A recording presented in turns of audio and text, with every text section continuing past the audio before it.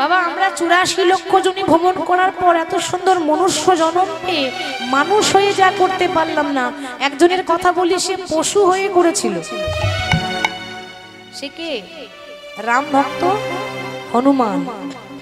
সে তো মানুষ কুলে জন্ম নেয়নি, তার জন্ম পশু কুলে হয়েছে, সে একটা বানর।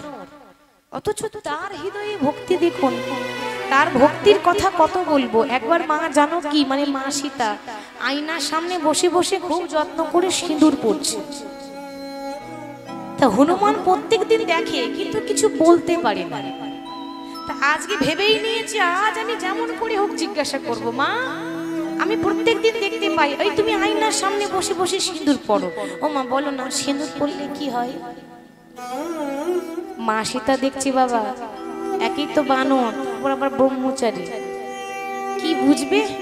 তবে ও যখন জিজ্ঞাসা করেছে সত্যি কথাটা এক কথাই বলেই দিই, হনুমান সিঁদুর পড়লে স্বামীর মঙ্গল হয়, স্বামীর পরমায়ু আরো বাড়ে, ঠিক তো? হনুমান মনে মনে ভাবছে এইটুকু সিঁদুরের এত কাজ, কি গো বাবা এর মধ্যে কোনো জাদু টাদু আছে নাকি? তাহলে আমাকেও দেখতে হবে। এবার মা সীতার যত সিঁদুর ছিল ঘরে, মা সীতার যেখানে শৃঙ্গার থাকে সাজ থাকে, যত সিঁদুর ছিল সব নিয়ে এসে একেবারে পা থেকে মাথা পর্যন্ত মেখে লাল হয়ে গেছে, গোটা গায়ে মেখেছে, এমনকি মুখেও মেখে লাল হয়ে গেছে ভূতের মতো। সিংহাসনে বসে আছে রাম রাম। আর হনুমানের ভক্তি দেখে মা সীতা এত খুশি হয়েছে, গলায় ছিল একটা দামি মুক্তার মালা। মা সীতা কি করলো না, নিজের মুক্তার মালাটা খুলে দিয়ে হনুমানের গলায় পরিয়ে দিয়েছে। বাবা তোমার যে ভক্তি, আমি জানতাম না যে তোমার মন এত সরল। এ জগতে যাদের মন সরল হয় লোকে তাকে বোকা বলে, বলে না বাবা? বলে লোকটা বোকা। বোকা নয়, তার মন সরল, তার মনের মধ্যে কোনো প্যাঁচ থাকে না, তাদেরকে ভগবান আগে কৃপা করে। তা তোমার ভক্তি দেখেই মালাখানি পরিয়েছি, আজ থেকে আমার এই মুক্তার মালাটা তুমি পরে থাকবে, তোমাকে দেখতে খুব সুন্দর লাগছে। যেই না এমন কথা বলেছে, কি গো মা একটা বানরের গলায় যদি মুক্তার মালা পরানো হয় বানর যত্ন করবে? কথাতেই তো আছে বানরে সপিলে মতি তার নাই মতিতে মতি, সে তখন অনায়াসে কাটে গানতে। যেই না পরিয়ে দিয়েছে, হনুমানের কাণ্ড দেখুন, বারবার মালাটা দেখছে, নিখুঁত করে দেখলে, দেখার পর এক একটা মুক্তা দাঁতে করে কাটছে আর চিবিয়ে চিবিয়ে ফেলছে, দাঁতে করে কাটছে আর চিবিয়ে চিবিয়ে ফেলছে। লক্ষণ বলছে মা দেখলে তো, বলেছিলাম একটা বানরের গলায় মুক্তার মালা দিও না, তুমি তো আমার কথা শুনলে না, ওই দেখো কেমন কাণ্ড করে বসে আছে দেখো। হনুমান তখন বলছে লক্ষণ আমি একটা বানর বলে তুমি আমায় অপমান করলে তো, আসলে তুমি আমার বাইরেরটাই দেখলে গো, আমার অন্তরটা দেখলে না। এ জগতে কেউ যখন বিচার করে তো বাইরেরটা দেখেই ভালো মন্দ বলে চলে যায়, বাইরে ভালো হলে ভালো নালে মন্দ, ঠিক তো মা? মনটা কেউ দেখে না, হৃদয়টা কেউ দেখে না। আসলে এই যে মালাটা মা আমাকে দিয়েছে আর আমি যে দাঁতে করে কেটে চিবিয়ে ফেললাম, কেন জানো? মালাটা তোমার কাছে লাখ টাকার দাম হতে পারে, আমার কাছে 1 টাকার দাম নেই। কেন? যে মালার মধ্যে আমার প্রভুর নাম লেখা থাকে না, যে মালার মধ্যে রাম নামের সুগন্ধ থাকে না, সেই মালা আমার কাছে কোনো মূল্য থাকে না। ও যত বড় মুখ নয় তত বড় কথা, এত তোমার ভক্তি, একটা বানরের মুখে এত বড় বড় কথা মানাই না। আর এত যদি তোমার ভক্তি হয় দেখি তোমার অন্তরটা দেখাও, আমিও দেখি তোমার কত ভক্তি আছে। হনুমান দেখায়নি বাবা, দেখতে চাও দেখে নাও, তোমার ভক্তিটা তো বাইরে আছে, আমার প্রভু আমার অন্তরে আছে। সঙ্গে সঙ্গে হৃদয় চিরে দেখিয়ে দিল, দেখাই রাম সীতা তার হৃদয় মাঝে, হৃদয় রাম সীতা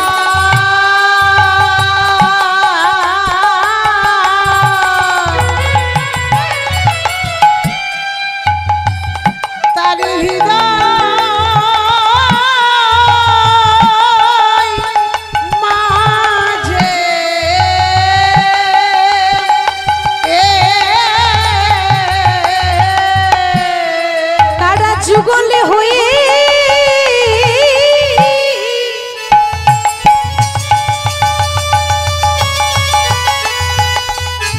দুজনে দাঁড়াইয়ে আছে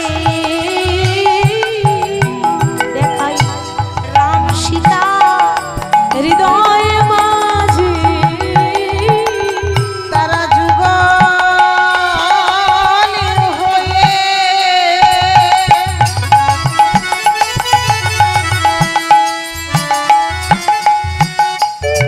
দাঁড়াইয়ে আছে রাম সীতা হৃদয় মাঝে। সেদিন প্রভু রাম হনুমানের ভক্তিটা দেখে বলেছিল, হনুমান এ জগতে মানুষ হয়ে যা করতে পারে না তুমি বানর হয়ে তা করেছো। প্রমাণ হয়ে গেল রামায়ণে তোমার মতো ভক্ত আর কেউ নেই, রাম ভক্ত হনুমান। আজ থেকে তোমাকে বর দিলাম, এই পৃথিবীতে যখন রাম নবমী হবে সেদিন রামের পুজো হবে না। রাম নবমী মানে রামের জন্মদিন, কিন্তু পুজোটা কার হয়? বজরংবলী মানে হনুমানের নামে পতাকা ওড়ানো হয়, তাই না? ঘরে ঘরে যারা রামনবমী করে, অনেক ঘরে, বেশিরভাগ তো পশ্চিমবাংলায় হয়, তবে খুব কমই হয়। এই দিকটা তো হয়, পশ্চিম বর্ধমানে হয়, আবার ঝাড়খণ্ড, উত্তরপ্রদেশ, মধ্যপ্রদেশ, তাই তো বাবা? যেখানে যেখানে বেশি ধুমধাম হয় সেই জায়গাগুলো বললাম। তো সেখানে দেখবেন বজরংবলী হয়, হনুমানের পুজো হয়। জন্মদিন রামের, পুজো কার হচ্ছে? হনুমানের। ভগবান বললেন আমার থেকে আমার নাম বড়, আর আমার নামের থেকে আমার ভক্ত বড়। ভক্ত আমার প্রাণ, ভক্ত আমার প্রাণ, ভক্ত আমার প্রাণ।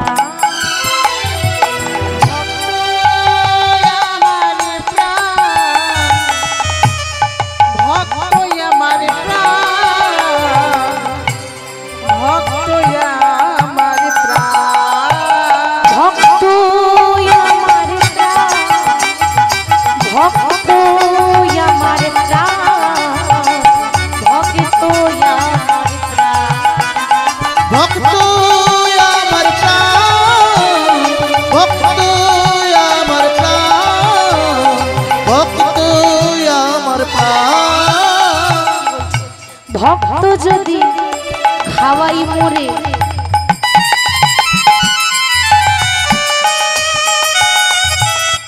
আমি যত্ন করে খাই।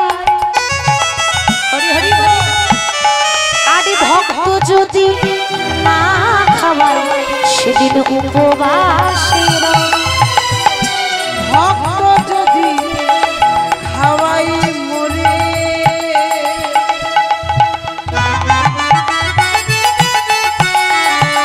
আমি যত্ন করে খাই। ভক্ত যদি না খাওয়াই উপবাসে রই। ভক্ত যদি খাওয়াই মরে যত্ন করে খাই, ভক্ত যদি না খাওয়াই সেদিন উপবাস। ভক্ত যদি খাওয়াই মরে যত্ন করে খাই, ভক্ত যদি না খাওয়াই উপবাসে রই।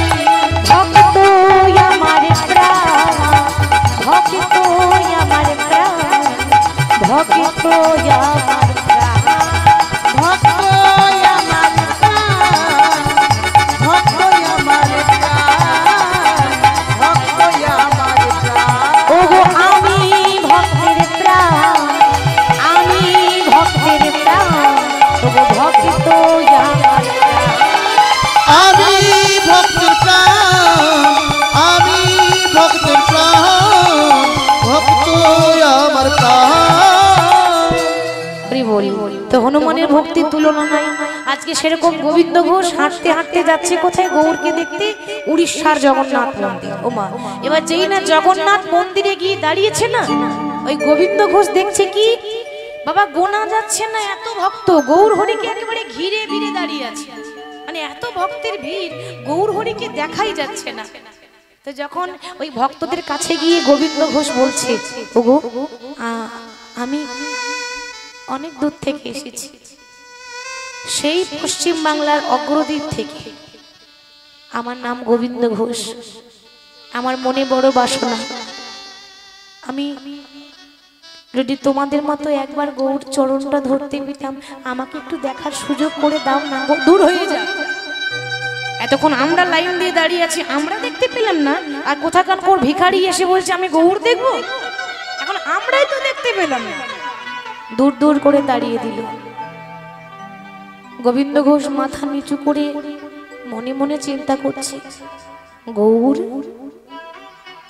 এ জন্মে বোধহয় আর তোমার সঙ্গে দেখা হবে না, এসেছিলাম খুব আশা নিয়ে, কিন্তু আমি তোমার কাছে যাওয়ার আগে ওরা আমাকে তোমার কাছে যেতে, তোমার কাছে পৌঁছাতে পারলাম না। এ জগতে সবাই বলে তুমি নাকি দয়াল হরি, এ জগতে সবাই বলে তুমি নাকি কাঙালের ঠাকুর। তুমি যদি কাঙালের ঠাকুর হয়ে থাকো, তুমি যদি দয়াল হরি হয়ে থাকো, তাহলে কাঙালের প্রতি কি দয়া হবে না? এই কাঙাল কোনোদিনও কি তোমার চরণ সেবা করতে পারবে না? বেশ, আমারও নাম গোবিন্দ ঘোষ, এত সহজে হার মানব না। হরি বল। আজকে যদি কৃপা না হয় বাবা, কাল কি তো হবে? দেখেছেন, আশা ছাড়িনি, আশাতেই চাষা খাটি, আশা ছাড়লি। আজ কৃপা না হলো তো কি হলো, কাল হবে। কাল যদি না হয় তার পরের দিন হবে। এ জন্মেও যদি কৃপা না হয় পরজন্মে তো হবে। 100 জন্মেও যদি কৃপা না হয় 101 জন্মে তো হবে। ততদিনের জন্য আমিও তোমার জন্য অপেক্ষা রইলাম। সে 100 বছরও বাঁচবে না, বাঁচবে নাকি তার ঠিক নেই, কিন্তু আশাটা কত বড়, তোমার জন্য অপেক্ষা করব। অনেকটা দূরে একটা বৃক্ষ রয়েছে, মানে গাছ, আর গাছের আড়ালে গোবিন্দ ঘোষ দূর থেকে দেখছে। আর যেই না দূর থেকে দেখছি বাবা, ওদিকে ভক্ত এত দূর আসবে আর ভগবান থাকতে পারে? ভক্তের ভগবান তো তিনি ভক্তগণকে ছেড়ে দিয়ে মহাপ্রভু তখন ছুটতে ছুটতে এসে ওই গোবিন্দ ঘোষের কাছে এসে দাঁড়িয়েছে, বলছে কি গো, বলি এমন করে আমাকে দূর থেকে লুকিয়ে লুকিয়ে দেখছো কেন? আমার সামনে এসে দেখতে পাচ্ছ না? প্রভু, গিয়েছিলাম তো, ওরা দেখতে দিল না, দূর দূর করে তাড়িয়ে দিল। ও আচ্ছা, কি নাম তোমার? আজ্ঞে, আমার নাম গোবিন্দ ঘোষ। বাহ, ভারী সুন্দর নাম তো। কোথা থেকে এসেছো? প্রভু, আমি সেই অগ্রদ্বীপ থেকে এসেছি, সেই পশ্চিম বাংলা থেকে উড়িষ্যা এসেছি, শুধুমাত্র একটা কাজের জন্য। কি কাজ? আমি যে জগন্নাথ দেখতে চাই। জগন্নাথ দেখতে চাও? বেশ, তো ওই তো মন্দিরের দরজা খোলা আছে, যাও জগন্নাথ দেখে এসো। প্রভু, আমি এত দূর থেকে কষ্ট করে হেঁটে হেঁটে এসেছি, আমি তো ওই জগন্নাথ দেখবো বলে আসিনি। সে কি, তুমি কোন জগন্নাথ দেখবে? মন্দিরে সাক্ষাৎ জগন্নাথ বসে আছে, তুমি তাহলে আর কোন জগন্নাথ দেখতে চাও? প্রভু, তুমি যে জগন্নাথের কথা বলছো সে তো অচল জগন্নাথ, কথা বলতে পারে না, নড়াচড়া করতে পারে না। আর আমি যে জগন্নাথের কথা বলছি সে হলো সচল জগন্নাথ। সে কাঁদতে পারে, হাসতে পারে, গাইতে পারে, গড়াগড়ি দিতে পারে। কেউ জানুক না জানুক, আমি জানি যেই গৌর সেই কৃষ্ণ, সেই জগন্নাথ। ও, তাহলে তুমি আমাকে চিনতে পেরেছো? সবাইকে তো মহাপ্রভু ধরা দেয় না, তুমি তাহলে আমাকে ধরতে পেরেছো? আসলে এ জগতে কেউ যদি আমাকে ধরার মতো ধরে, আমি তাকে কখনো ছাড়ি না। আপনি যদি মনে করেন আমি হরি নাম ছেড়ে দেব, তো আপনি নাম ছেড়ে দিলেও হরি আপনাকে ছাড়বে না। যাকে একবার ধরে তাকে আর কখনো ছাড়ে না। তা বলো, তুমি যখন এসেছো, আমাকে চিনতে পেরেছো, তাহলে আমার কাছে কি চাইবে বলো? গাড়ি, বাড়ি, টাকা পয়সা? প্রভু, যারা ভক্ত হয় তারা তো ভগবানের কাছে গাড়ি বাড়ি চাইতে যায় না।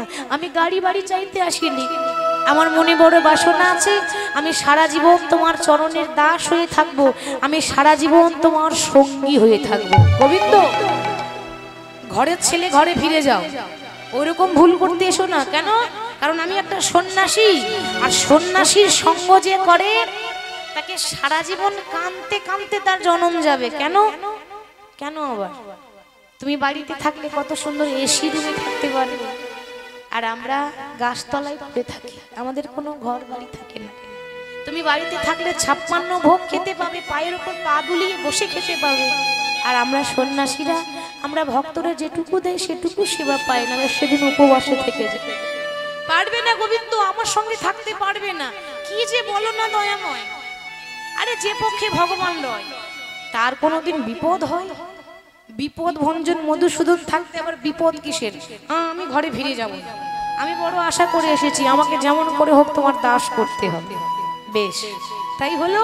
তুমি যখন এতই তোমার ইচ্ছা, আজ থেকে তুমি আমার সঙ্গী হলে, আজ থেকে তুমি আমার সঙ্গী হলে।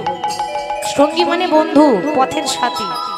মহাপ্রভু যেখানে যাবে সেও সেখানে যাবে, তাকে বলে সঙ্গী। আর পেছনে তো গোনা যাচ্ছে না, একেবারে অগণিত ভক্ত।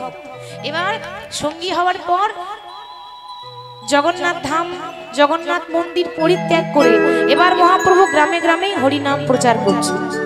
এবার গ্রামে গ্রামে যখন হরিনাম প্রচার করছে, কেমন ভাবে বাবা? প্রভুর নাম তো অবিরত আমরাই গাই, তাই না? আর আমাদের গাওয়া তো দরকার, শয়নে স্বপনে নিশি জাগরণে সর্বদাই তার নাম করতে হবে। হরি বলো রে, হরি বলো রে, একবার বলো রে, বলো রে, হরি বলো রে, হরি বলো রে, হরি বলো রে, হরি বলো রে, বলো রে, হরি বলো রে, হরি বলো রে, হরি বলো রে, বলো রে, বলো রে, হরি বলো রে, হরি বলো রে, হরি বলো রে, বলো রে, বলো রে, হরি বলো রে। হরি বলো, হরি বলো, হরি বলো ভাই, হরি নামে ছাড়া জীবের আর গতি নাই। হরি হরি বলো, হরি বলো, হরি বলো ভাই, হরি নামে ছাড়া জীবের আর গতি নাই। হরি বলো, হরি বলো, হরি বলো ভাই, হরি নামে ছাড়া জীবের আর গতি নাই। হরি বলো, হরি বলো, হরি বলো ভাই, হরি নাম ছাড়া জীবের আর গতি না। হরি বলো রে, হরি বলো রে, একবার বলো রে, বলো রে, হরি হরি বলো রে, হরি বলো রে, বলো রে, বলো রে, হরি বলো রে। হরি বলো রে, হরি বলো রে, বলো রে, বলো রে, হরি বলো রে। যেই নাম সেই কৃষ্ণ ভজ নিষ্ঠা করি, নামের সহিতে আছে আপনি শ্রী হরি। সেই নামে সেই কৃষ্ণ ভজ নিষ্ঠা করি, নামের সহিত আছেন আপনি শ্রী হরি।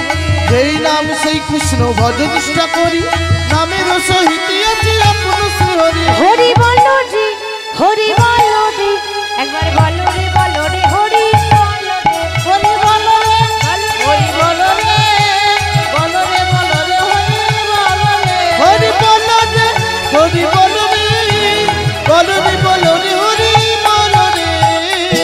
এই নাম গাইতে গাইতে দুজনের মধ্যে কথা হচ্ছে। বলি, ও গোবিন্দ, তুমি যে আমার বন্ধু হয়েছো, সঙ্গী হয়েছো, তা তোমার মনে কি কোনো ইচ্ছা আছে? আমাকে বলো, আমি পূরণ করে দেব। গোবিন্দ ঘোষ বলছে, প্রভু একটা ইচ্ছা আছে। কি ইচ্ছা? আমার মনে কি ইচ্ছা আছে জানো? আমি বৃন্দাবনের পথে পথে যদি কোনদিন বৃন্দাবন যেতে পাই, যদি সৌভাগ্য হয়, কি করব জানো? গাইব রাধা নাম। আমি বৃন্দাবনের পথে পথে গাইব রাধা নাম। আমি বৃন্দাবনের পথে পথে গাইব রাধা নাম। আমি বৃন্দাবনের পথে পথে গাইব রাধা নাম। আমার ঘুচে যাবি ও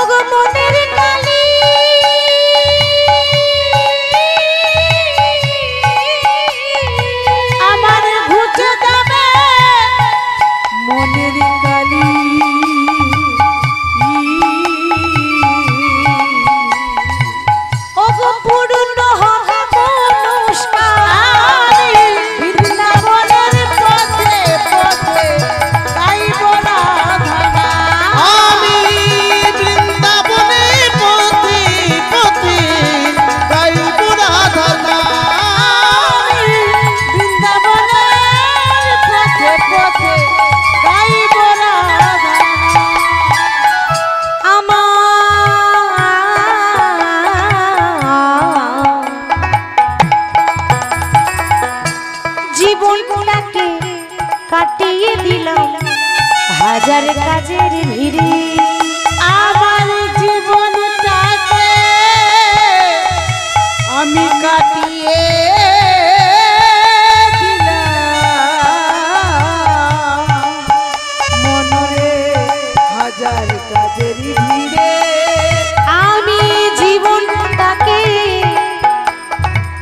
কাটিয়ে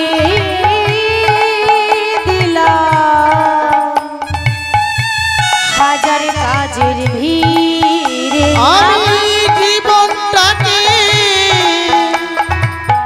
কাটিয়ে দিলাম হাজার কাজের ভিড়ে। প্রভু অন্তিমে সব অসারে ভেবে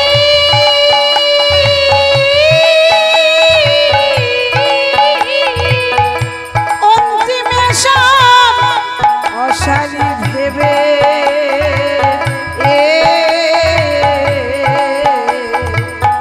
এলাম তোমার দাগে। ও গো ভিক্ষার পাত্র হাতে লয়ে, ভিক্ষার পাত্র হাতে লয়ে আমি ভিখারি সাজিয়া। আমি বৃন্দাবনের পথে পথে গাইব রাধা। আমি বৃন্দাবনের পথে পথে গাইব রাধা। ওগো আমি বৃন্দাবনের পথে পথে গাইব রাধা। আমি বৃন্দাবনের পথে পথে গাইব রাধা। হরি বল।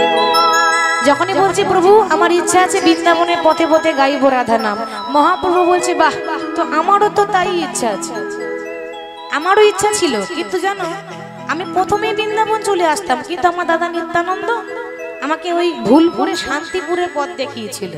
আমি তো চিনতাম না, তো আমারও যা ইচ্ছা তোমারও তাই ইচ্ছা। বাহ, ভালোই হলো, চলো দুজনে একসঙ্গে যাত্রা করছি। আর পেছনে রয়েছে ভক্তরা। যাত্রা করতে করতে ঠিক পৌঁছে গেলেন উড়িষ্যা ছেড়ে পশ্চিম বাংলায় ঢুকেছেন। পশ্চিম বাংলায় ঢুকে পৌঁছালেন কোথায়? পূর্ব বর্ধমান জেলার পূর্বস্থলী গ্রামে। পূর্ব বর্ধমান, এটা পশ্চিম বর্ধমান, ওদিকে পূর্ব বর্ধমান জেলার পূর্বস্থলী বলে একটা জায়গা। সেই পূর্বস্থলী গ্রামে মহাপ্রভু হাঁটতে হাঁটতে হাঁটতে হাঁটতে পৌঁছেছেন। সেই গ্রামে এসে যখন পৌঁছালেন, তো আশেপাশে যত গ্রামের ভক্ত ছিল, একবার যদি কেউ গৌর দেখে না বাবা, তার দশা যে কি হবে।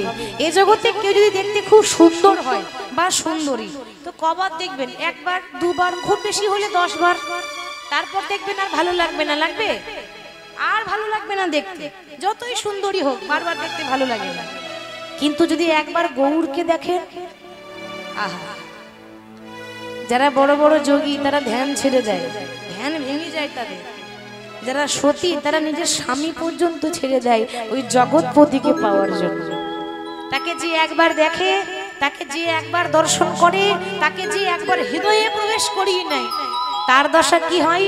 সে যে পথের কাঙাল, কাঙাল হয়ে যায় গো।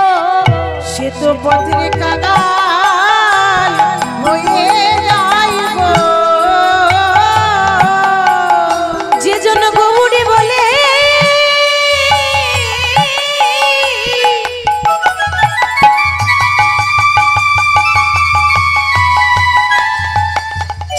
যে জন গৌরী বলে ডাকিতে পারে, সে ধনী হয় না, সে বড় মনের কাঙাল হয়ে যায় গো। যে জনি গৌরী বলে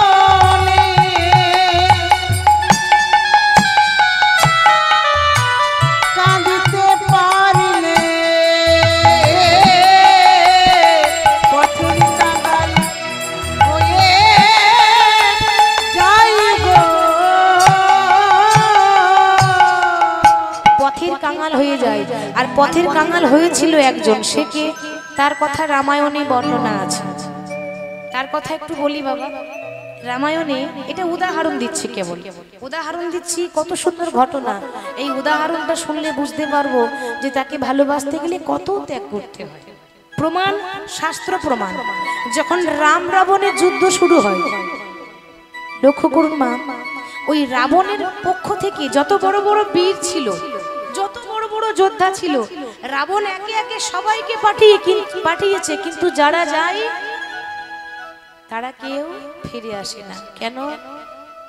হরে কৃষ্ণ বাবা, এ জগতে যে একবার চলে যায় সে আর কোনোদিন ফিরে আসে না।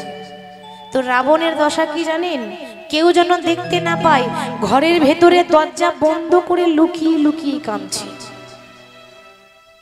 এতদিন জানতাম রাবণ লোককে কাঁদায়, নিজে কাঁদে না।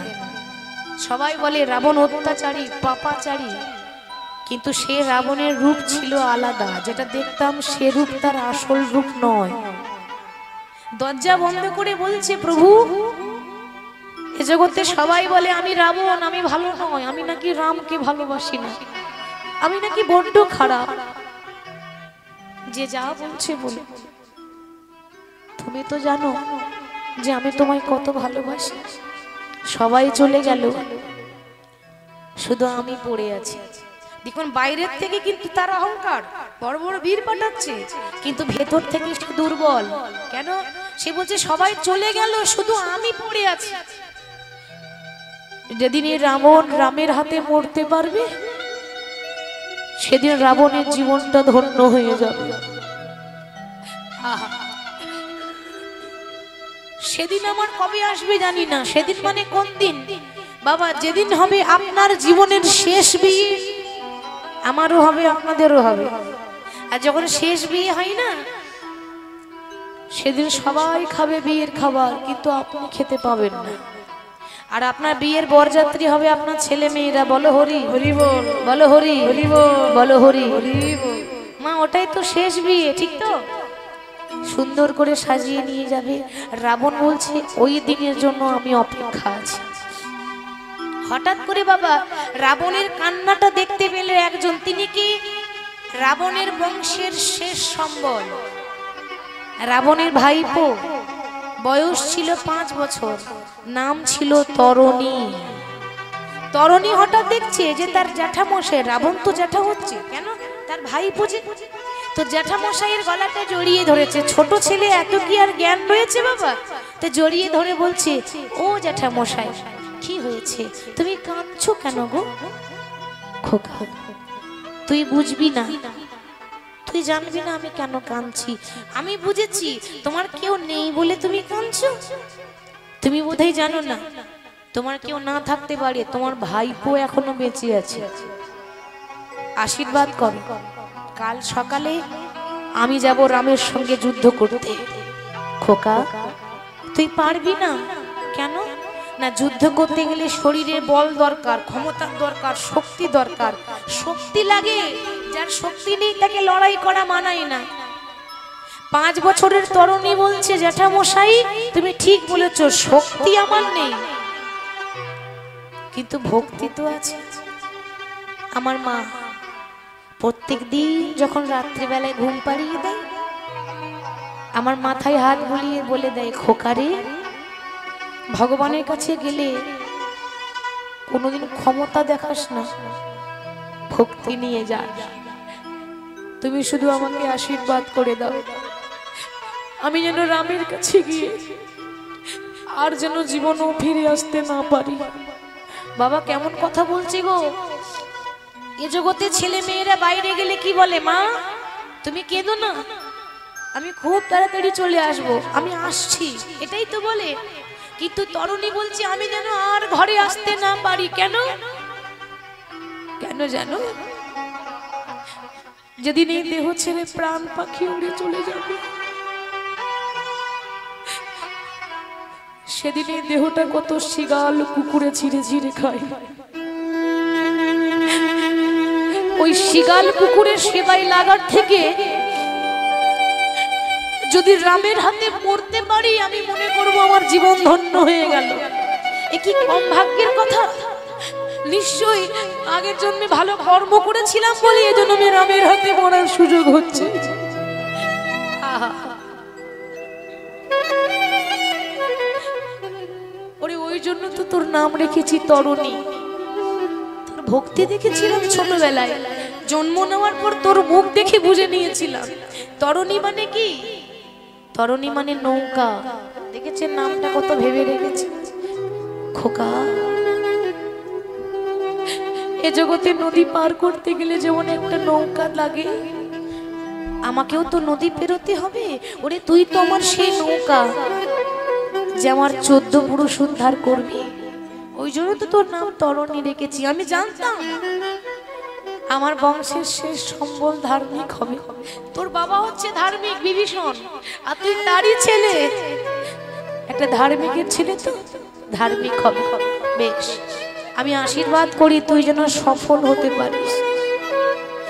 তরুণী মনে মনে ভাবছি মা, যে আমি তো কাল সকালে যাব, আর তো ফিরে আসবো না। যাওয়ার আগে একবার মাকে প্রণাম করে যাই। ও মায়েরা দেখেছেন মরতে যাবে আবার মাকে প্রণাম করে।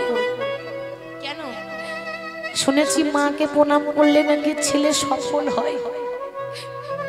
আমি যদি মাকে একবার প্রণাম করে যাই, আমি অন্তত ভালোভাবে রামের হাতে মরতে তো পাবো।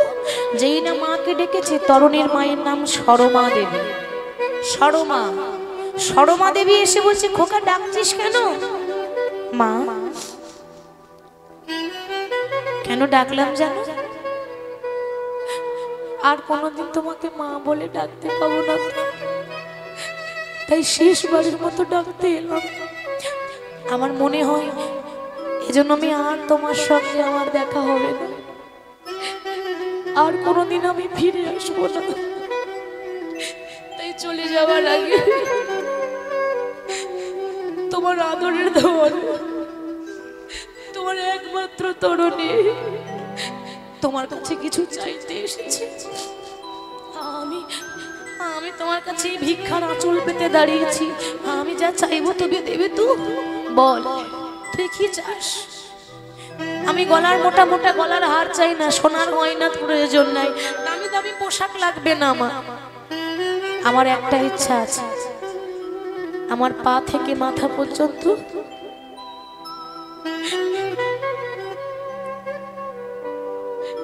সর্বঙ্গে তুমি রাম নাম লিখে দাও।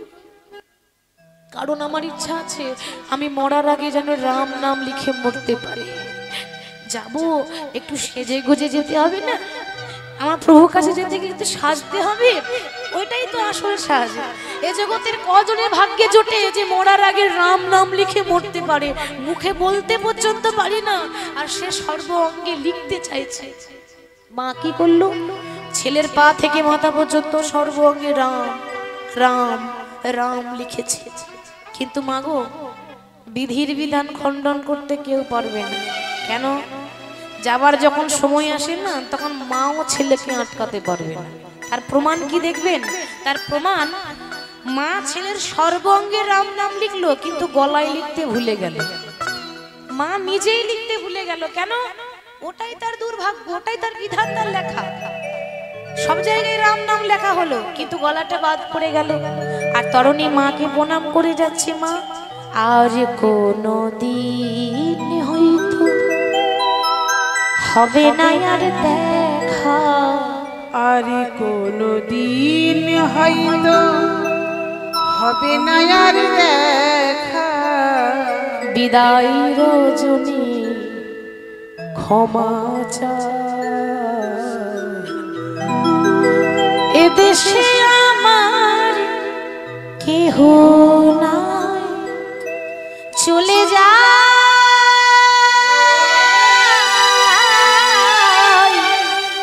এদেশে আপন কেহ নাই।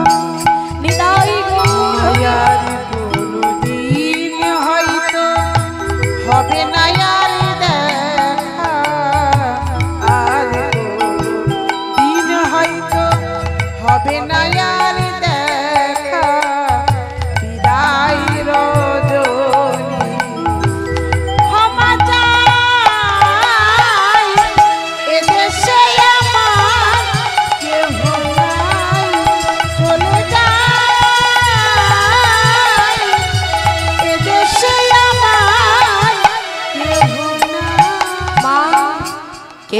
মাতা কে বা পিতা কে বা পুত্র পরিজন শেষের দিনে কৃষ্ণ বিনে হবে না কেউ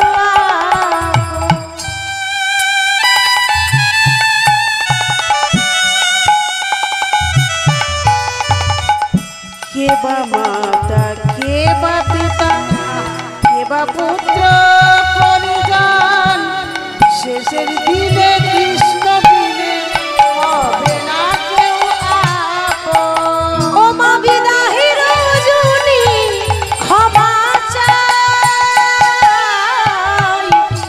এদেশে আমার কেহ নাই চলে যাই এদেশে আপন কেহ নাই চলে যাই এদেশে দরদি বন্ধু নাই। ওইটুকু ছেলে সে জানে এদেশে আমার আপন কেউ নাই। কি গো বাবা কতটা জ্ঞান দেখেছেন? বয়স ওইটুকু হতে পারে, জ্ঞান ছিল অটুট। সে তো বুঝতে পারছে এদেশে আমার আপন কেউ নাই, আপন তো একজনই আছে, বিপদ ভঞ্জন মধুসূদন। এবার সর্বাঙ্গে রাম নাম লিখে রামের কাছে গিয়ে দাঁড়িয়েছে। রাম রাম রাম রাম। ওমা 5 বছরের ছেলে রাম নাম লিখেছে, আবার মুখেও বলছে রাম রাম। ওই তরুণীকে দেখে রাম আর থাকতে পারছে না,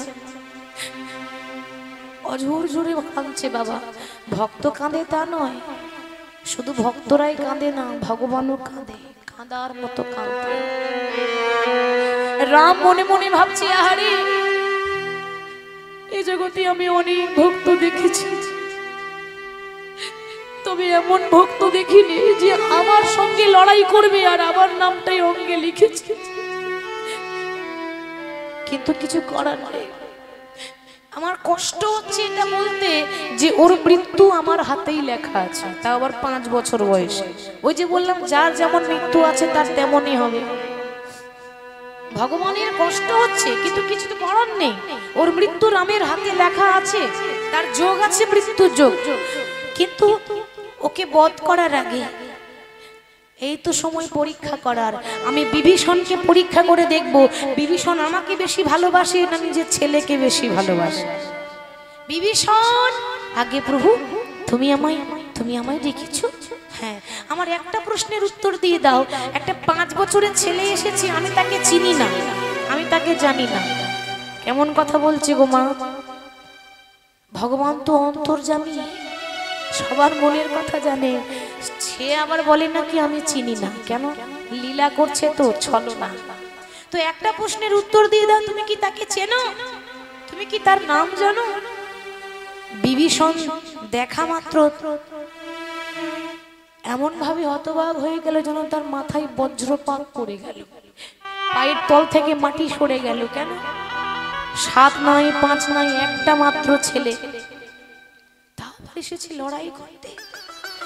কি করে বলবো যে ও আমার ছেলে? জীবনেও মিথ্যা বলিনি, আজও মিথ্যা বলবো না, কিন্তু সত্যিও বলবো না। দেখুন মা, মিথ্যা বলবো না, সত্যিও বলবো না। তাহলে মিথ্যাও বললো না, সত্যিও বললো না, ধর্মকে বজায় রেখে ঠিক এমন কথা বললো। বলছে তুমি যাকে দেখছো না ওর নাম হলো তরণী, আর ও হলো রাবণের ভাইপো। মানে আমার ছেলে বললো না, রাবণের ভাইপো। আচ্ছা তুমি যখন এত কিছু জানো তখন এটাও বলে দাও যে ওর কোন জায়গায় আঘাত করলে ছেলেটা মরবে, আমি জায়গা খুঁজে পাচ্ছি না। প্রভু এটাও আমাকে বলতে হবে? বেশ, তাহলে তাকিয়ে দেখো, ওর সর্বাঙ্গে রাম নাম লেখা, কিন্তু ওর গলাটা বাদ পড়ে আছে। ওর গলায় যদি আঘাত করো ছেলেটার সঙ্গে সঙ্গে প্রাণ হারাবে। আর দেরি না করে রাম বাণ ছুড়েছে, আর যেই না রাম বাণ ছাড়লো, রামের বাণ তীব্র গতিতে ধেয়ে এসে এমন ভাবে গলায় লেগেছে, একদিকে মুন্ড কেটে পড়ে গেল, একদিকে দেহ কেটে পড়ে গেল, রক্ততে বন্যা বয়ে যাচ্ছে। কিন্তু মাগো কাটা মুন্ড রামে রামে বলে গো, নিতাই গৌর রামে নাম বলে গো, সে যে রামে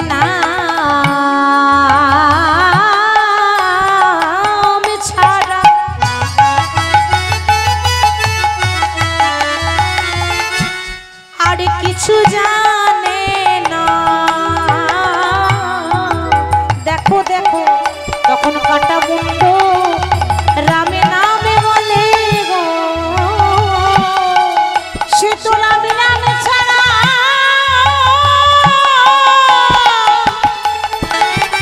রামে নামে ছাড়া আর কিছু জানে না। কাটা মুন্ড রামে রামে বলে গো। ও বাবা এতক্ষণ বিভীষণ কিছু বলতে পারলো না, কিন্তু সে যে জন্মদাতা পিতা, তার কষ্ট হচ্ছে না? হৃদয়টা যেন ফেটে গেল বাবা, হৃদয় বিদীর্ণ হয়ে গেল। মুখে শব্দ নেই, মুখে কোনো বাক্য নেই, এক পাশে দাঁড়িয়ে অঝোর ঝরে কাঁদছে, বলতে পারছে না কিন্তু কাঁদছে। রাম তখন বলছে, কি গো, আমি আঘাত করেছি তরুণীকে, যন্ত্রণাটা তোমার হচ্ছে কেন? তাহলে কি ওর সঙ্গে তোমার কোনো সম্পর্ক আছে? কি গো মা, রাম কি জানে না যে সে তার ছেলে? জানে তো, এটাই তো তার পরীক্ষা। পদে পদে ভগবান পরীক্ষা নেয়, প্রতি পদে পদে। তা বলছে, প্রভু আর কত কাঁদাবে? তুমি তো জানো যে আমার একমাত্র পুত্র তরুণী। বিভীষণ, আমি জানতাম তুমি আমার জন্য নিজের ছেলেকে বলিদান দিয়ে দেবে, আর সেটাই হলো। বলো তুমি আমার কাছে কি চাও? টাকা পয়সা ধন দৌলত প্রভু তুমি যা দেবে দেবে দাও, কিন্তু আমার ছেলের জায়গাটা দিতে পারবে না। আমাকে বাবা বলে ডাকার মতো আমার আসল ধন তো তুমি ফিরিয়ে দিতে পারবে না। যে চলে গেল সে আর ফিরবে না, তবে পরজনম বলে যদি কোনো জনম থাকে, আশীর্বাদ করো আমার ছেলে তরুণী আবার যেন জন্ম নিয়ে তোমার চরণ সেবা করতে পারে। তথাস্তু, তাই হবে। এই যুগে তো আমি রাম, এই পরেই আসবে দাপর যুগ, আমি হব বৃন্দাবনে কৃষ্ণ, আর তোমার ছেলে তরুণী হবে আমার সব থেকে প্রিয় বন্ধু সুবল সখা। ভগবানের সব থেকে প্রিয় বন্ধু সুবল ছিল। অনেকে বলে সুদামা, সুদামার থেকেও প্রিয় সুবল। সুদামার থেকেও, মানে কৃষ্ণের ভেতরের কথা জানে সুবল, সুদামাও এত জানতো না। হরি বল। তাহলে জন্ম হোক যেথা সেথা, কর্ম ভালো চাই। এই উদাহরণগুলো শুনলে জানতে পারি যে কত কষ্ট করলে তাকে পাওয়া যায়। এটুকু আমাদের তো ভগবান যে শিক্ষা দিয়ে গেছে লীলা করার জন্য, লীলা প্রতি পদে পদে শিক্ষা, শিক্ষা না থাকলে তো তার লীলা ব্যর্থ হয়ে যায়। কত সুন্দর শিক্ষা দিচ্ছে। তাহলে তাকে যে একবার চরণ ধরে সে পথের কাঙাল হয়ে যায়, যেমন তরুণী হয়েছিল, যেমন বিভীষণ হয়েছে। আশেপাশে যত ভক্ত আছে সবাই গৌরকে দেখতে আসছে। সবাই যখন গৌরকে দেখতে এলো, কেমন ভাবে আনন্দে ধাবল সবে গৌরাঙ্গ দেখিতে, আনন্দে ধাবল সবে গৌরাঙ্গ দেখিতে।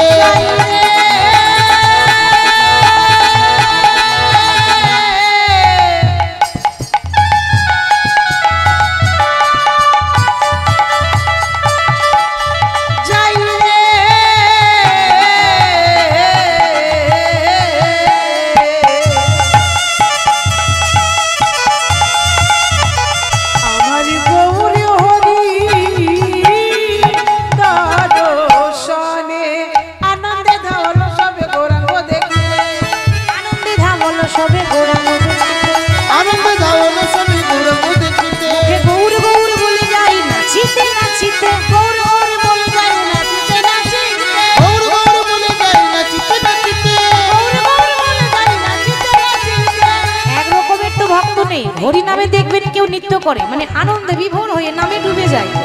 আবার অনেকে অজোর ধরে বসে বসে কাঁদে, আবার অনেকে গড়াগড়ি দেয়। কি গো হয় না, নামে প্রবেশ করলে, একবার নামে যদি কেউ প্রবেশ করে, নামে ডুবে গেলে এরকমই হয়। কেহ নাচে কেহ গাই কেহ বলে হরি, কেহ নাচে কেহ গাই কেহ বলে হরি, কেহ গাই কেহ বলে হরি, কেহ নাচে কেহ গাই কেহ বলে হরি, কেহ নাচে কেহ গাই কেহ বলে হরি। কেহ কেহ আনন্দতে যাই বলা করি, কেহ কেহ আনন্দতে যাই বলা করি, কেহ কেহ আনন্দতে যাই বলা করি। হরি বলে হরি বলে হরি বলে হরি বলে হরি বলে হরি বলে হরি বলে হরি বলে, আর কিছু নাই বলে হরি বলে হরি বলে, আর কিছু নাই বলে হরি বলে হরি বলে, উঠেছে আনন্দের হরি বলে হরি বলে, উঠেছে আনন্দের হরি বলে হরি বলে। কেহ কেহ আনন্দতে যাই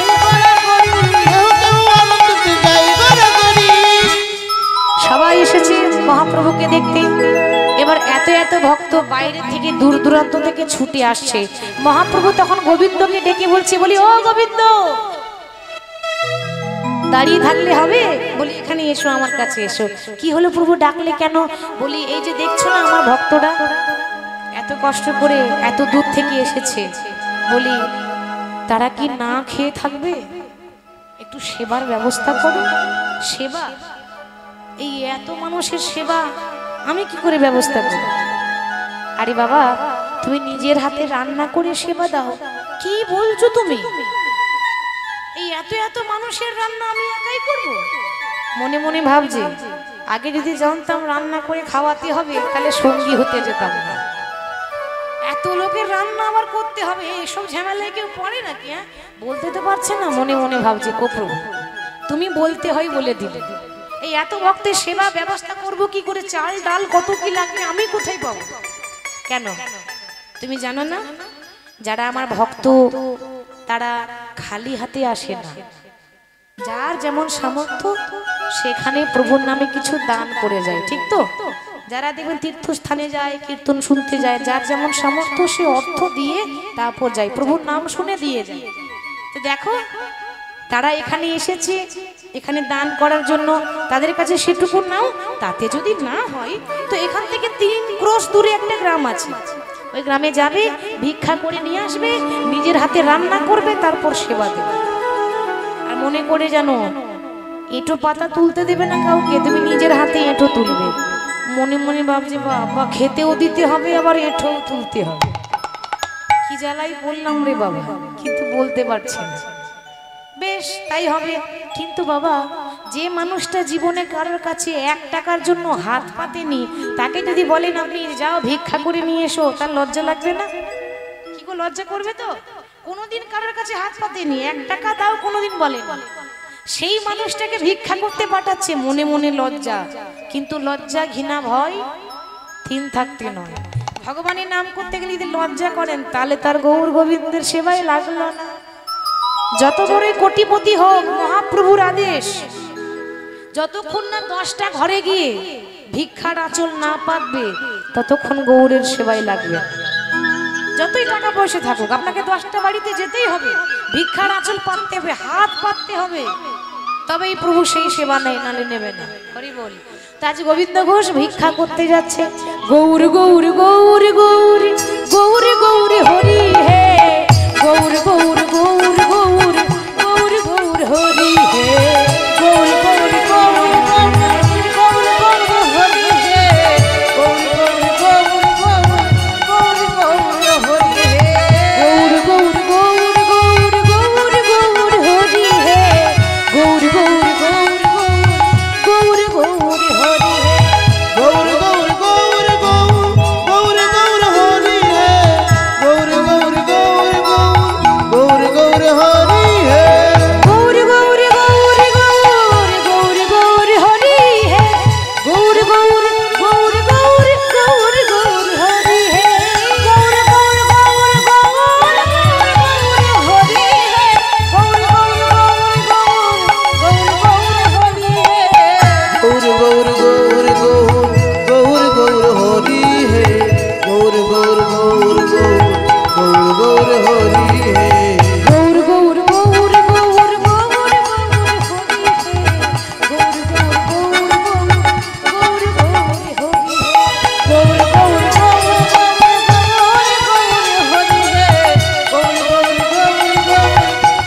গৌর হরি হে। 3 ক্রোশ দূরে একটা গ্রাম ছিল, ভিক্ষা করে নিয়ে এসছে, মানে খুব আনন্দে নৃত্য করতে করতে। যেই না ভিক্ষা করে নিয়ে এসে বৌমা যে যেমন পেরেছে দিয়েছে, চাল ডাল, কেউ ফসল লাগিয়েছে সেই ফসলের মধ্যে কিছু শাকসবজি দিয়েছে, যার যেমন আছে সে গোবিন্দ সেবায় দান করেছে। অনেকে তো দেয় হরিবাসরে, দেয় না, নানা রকম দান করে। কেউ দেখবেন অনেক ফসল লাগায়, তার মধ্যেও প্রভু সেবায় দেয়। যে যেমন পেরেছে দিয়েছে, ভিক্ষা করে নিয়ে এসেছে, নিজের হাতে রান্না করেছে, দিয়ে সকল ভক্তদের সেবা দিয়েছে।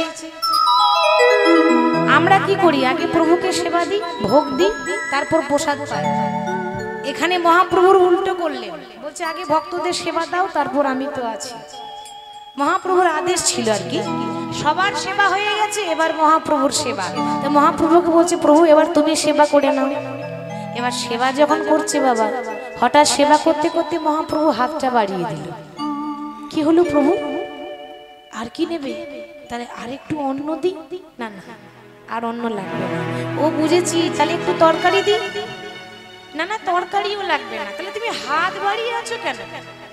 অন্ন লাগবে না, তরকারি লাগবে না, তুই সেবা করতে করতে হাত বাড়িয়ে দিলে কেন? ও গোবিন্দ, জানো না সেবা দেওয়ার পর মুখশুদ্ধি দিতে হয়। সেবা দেওয়ার পর মুখশুদ্ধি লাগে।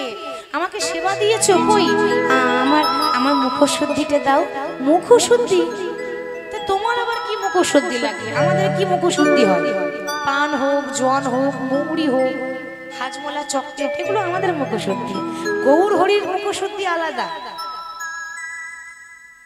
গৌর হরির মুখশুদ্ধি কি? হরি বল। বলছে দেখো গোবিন্দ ঘোষ, আমার মুখশুদ্ধি সেটা হচ্ছে হরিতকি। হরিতকি লাগে আমার মুখশুদ্ধি। তা আমাকে একটু মুখশুদ্ধিটা দাও। ও প্রভু, আমার কাছে তো মুখশুদ্ধি নেই। তুমি যদি আগে বলতে আমি তাহলে এনে রাখতাম। বেশ, তুমি একটুখানি বসো, আমি ওই পাশে গ্রামে হরিতকি ভিক্ষা করে নিয়ে আসছি। আবার আনন্দে যাচ্ছে। মুখশুদ্ধি লাগে রে তরে গ্রামেতে চলিলাম। মুখশুদ্ধি লাগলে তবে গ্রামেতে চলিলাম। তরে মুখশুদ্ধি মাগিয়া আনিলাম। প্রভুর তরে মুখশুদ্ধি মাগিয়া আনিলাম। দরজায় দরজায় গিয়ে কি চাইছে? হরি তো কি বলি, আমায় একটি হরি তো কি দাও না। একটা হরি তোকে দাও মা। আমার মহাপ্রভু সেবার লাগি একটি হরি তো কি দাও না। আমার মহাপ্রভু সেবার লাগি একটি হরি তোকে দাও মা। একজন একটি হরি তো কি দিল। এবার গোবিন্দ ঘোষ মনে মনে ভাবছে, ও মা, আজকে যেমন মহাপ্রভু মুখশুদ্ধি নেবে, কালো তো সেবা করবে, মানে কালো মুখশুদ্ধি চাই। কি বাবা, ঠিক তো? তা প্রতিদিন আমি পাবো কোথায়? বলি আমার কি পায়ে ব্যথা হয় না নাকি? আমার কষ্ট হয় না? এই রোদে বেলায় হেঁটে হেঁটে আসছি আর যাচ্ছি, ভগবানের কি বলতে হয় বলে দিল। আমার কষ্টটা কি বুঝছে? একটা কাজ করি, আর একটা নিয়ে রাখি। আজ একটা দেব আর কালকে একটা দেব। ভগবান কি দেখতে আসছে নাকি? আমরাও এরকমই বলি। আমরা বলি না, আমরা কথায় কথায় বলি না, আরে এইটুকু পাপ করবো ভগবান দেখতে আসবে নাকি? তার কাছে একটা হিসাবের খাতা আছে, একেবারে হিসাব দিতে মিলিয়ে নেবে। এতটুকু যদি ভুল হয় সেটাও কিন্তু তার খাতায় লেখাই থাকে। আর সবার কাছে ফাঁকি দেওয়া যায়, ভগবানের কাছে ফাঁকি দেওয়া যায় না। আবার গ্রামের পাড়ার ভেতরে গিয়ে বলছে, ওগো একটা তো দিয়েছো, এবার আমায় দুইটি হরি তো কি দাও না। দুইটি হরি তোকে দাও মা। আমার মহাপ্রভু সেবার লাগি দুইটি হরি তো কি দাও না। মহাপ্রভু সেবার লাগি দুইটি হরি তোকে দাও মা। মহাপ্রভু সেবার লাগি মাগিয়া আনিল। এবার দুটো হরি তোকে দিয়েছে। এবার কি করেছে মা? মনে মনে ভাবছে, বাবা আজকে একটা দেব, আর কাল যখন চাইবে তখন কালকে একটা দেবো। আজকে আমি একটা আঁচলে বেঁধে রেখে দিই, ভগবান আর দেখতে পাবে নাকি? লুকিয়ে রাখবো তো ভগবান দেখতে পাবে না। এই তো আমি বেঁধে রেখে দিলাম, এটা লুকানো রইল। কাল যখন চাইবে তখন আমি কালি আঁচল থেকে খুলে দিয়ে দেবো। এবার এসে তাড়াতাড়ি, আচ্ছা মা ভগবান কি দেখতে পাইলো? পেল না। মহাপ্রভু ওইখান থেকে বুঝতে পেরেছে, মনে মনে ভাবছে, গোবিন্দ যা ভেবেছিলাম তাই হলো। সংসারী মানুষ হঠাৎ যদি সন্ন্যাসী হতে আসে, মনের মধ্যে লোভটা তো ত্যাগ করতে পারে না। লোভ, লোভ কিরকম না, আবার কাল কষ্ট করবো, এখন থেকে জমা করে রেখে দিই। হরি বল, হরি বল। আর সেটাই তুমি করলে। তো আজ কিছু বলবো না, কথা বলতে গেলে স্থান কাল পাত্র দেখে বলতে হয়। সব কথা যেখানে সেখানে বলা চলে না। আজ বলবো না, আবার তো কালকে দিনটা আসবে, কাল বলবো। ও প্রভু প্রভু, এই নাও, তুমি হরিতকি চেয়েছিলে না, এই নাও তোমার হরিতকি। আজকে মহাপ্রভু চুপচাপ রইল, কিছু বলল না। সেদিন হরিতকি গ্রহণ করে আবার হরি নাম গাইতে গাইতে পথযাত্রা শুরু করেছে। নাচিতে নাচিতে প্রভু অগ্রদ্বীপে আইলা, বিদায় গৌর হরি বল, হরি বল। নাচিতে নাচিতে প্রভু অগ্রদ্বীপে আইলা, হরি হরি হরি বলে আসিয়া দাঁড়াইলা, হরি হরি হরি বলে আসিয়া দাঁড়াইলা, হরি হরি হরি বলে আসিয়া দাঁড়াইলা, আনন্দ আর ধরে না রে, আনন্দ আর ধরে না রে, বলি ভক্তগণের সঙ্গে পেয়ে আনন্দ আর ধরে না রে, বলি ভক্তগণকে কাছে পেয়ে আনন্দ আর ধরে না রে, ভক্তগণকে কাছে পেয়ে আনন্দ আর ধরে না রে, হরি হরি হরি বলে আসিয়া দাঁড়াইলা, হরি হরি হরি বলে কি বললো? বলছে নাচিতে নাচিতে প্রভু অগ্রদ্বীপে আইলা, অগ্রদ্বীপে আইলা, হরি হরি হরি বলে আসিয়া দাঁড়াইলা, আসিয়া দাঁড়াইলা। বাবা নাচিতে নাচিতে প্রভু অগ্রদ্বীপে আইলা। অগ্রদ্বীপে কার বাড়ি? গোবিন্দ ঘোষেরই তো বাড়ি অগ্রদ্বীপ। বলেছিলাম না যে গোবিন্দ ঘোষ অগ্রদ্বীপ ছেড়ে গেছিল উড়িষ্যা মহাপ্রভুর কাছে। এবার যেখানে তার, যে গ্রামে তার বাড়ি, মহাপ্রভুর লীলা দেখছেন ওই গ্রামেই এসেছে। পরের দিন এসে বলছে, কি গো গোবিন্দ? কি হলো প্রভু? বলছিলাম কি, এই জায়গাটা কোন জায়গা গো? আমি তো ঠিক চিনতে পারছি না। প্রভু তুমি চিনতে পারলে না? এটা অগ্রদ্বীপ গো। অগ্রদ্বীপ? ও ভালোই হলো। বলছিলাম আজকের সেবাটা তোমার বাড়িতে হলে ভালো হয় না? মহাপ্রভু বলছে, কি বলছো প্রভু? আরে অনেক সৌভাগ্যের ফলে ঘরে বৈষ্ণব আসিয়া মেলে, গৃহে হয় বৈষ্ণব সেবা। আমার ভাগ্য ভালো ছিল বলে আমার ঘরে বৈষ্ণবের চরণ ধুলো পড়েছে। আর এত এত ভক্তের পায়ের ধুলো পাই কজন? অনেকে বিরক্ত করে, আবার অনেকে মানুষ দেখলেই বড় আনন্দ হয়, তাই না? আরে এসেছি অতিথি, অতিথি মানে নারায়ণ, সৌভাগ্যের কথা। তো বাবা বলছে, আমি, আমার ভাগ্য ভালো যে তুমি আমার ঘরে এসে একদিন থাকবে, হরি নাম করবে। বেশ তো থাকো, সারাদিন এখানে আমার বাড়িতে আজকে নাম চলবে। আর আমি গোবিন্দ ঘোষ এই আমার গ্রামে পাড়ায় পাড়ায় গিয়ে ভিক্ষা করে এনে নিজের হাতে রান্না করে সেবার ব্যবস্থা করছি। পাড়ায় পাড়ায় অহংকার করে বলছে, দেখেছো আমার মতো ভক্ত কেউ আছে? মায়েরা, ভগবান সব সহ্য করতে পারে, কিন্তু দুটো জিনিস সহ্য হয় না। একটা হলো ভক্তের চোখের জল, আর আরেকটা যদি উল্টো বলেন তাহলে ভক্তের অহংকার।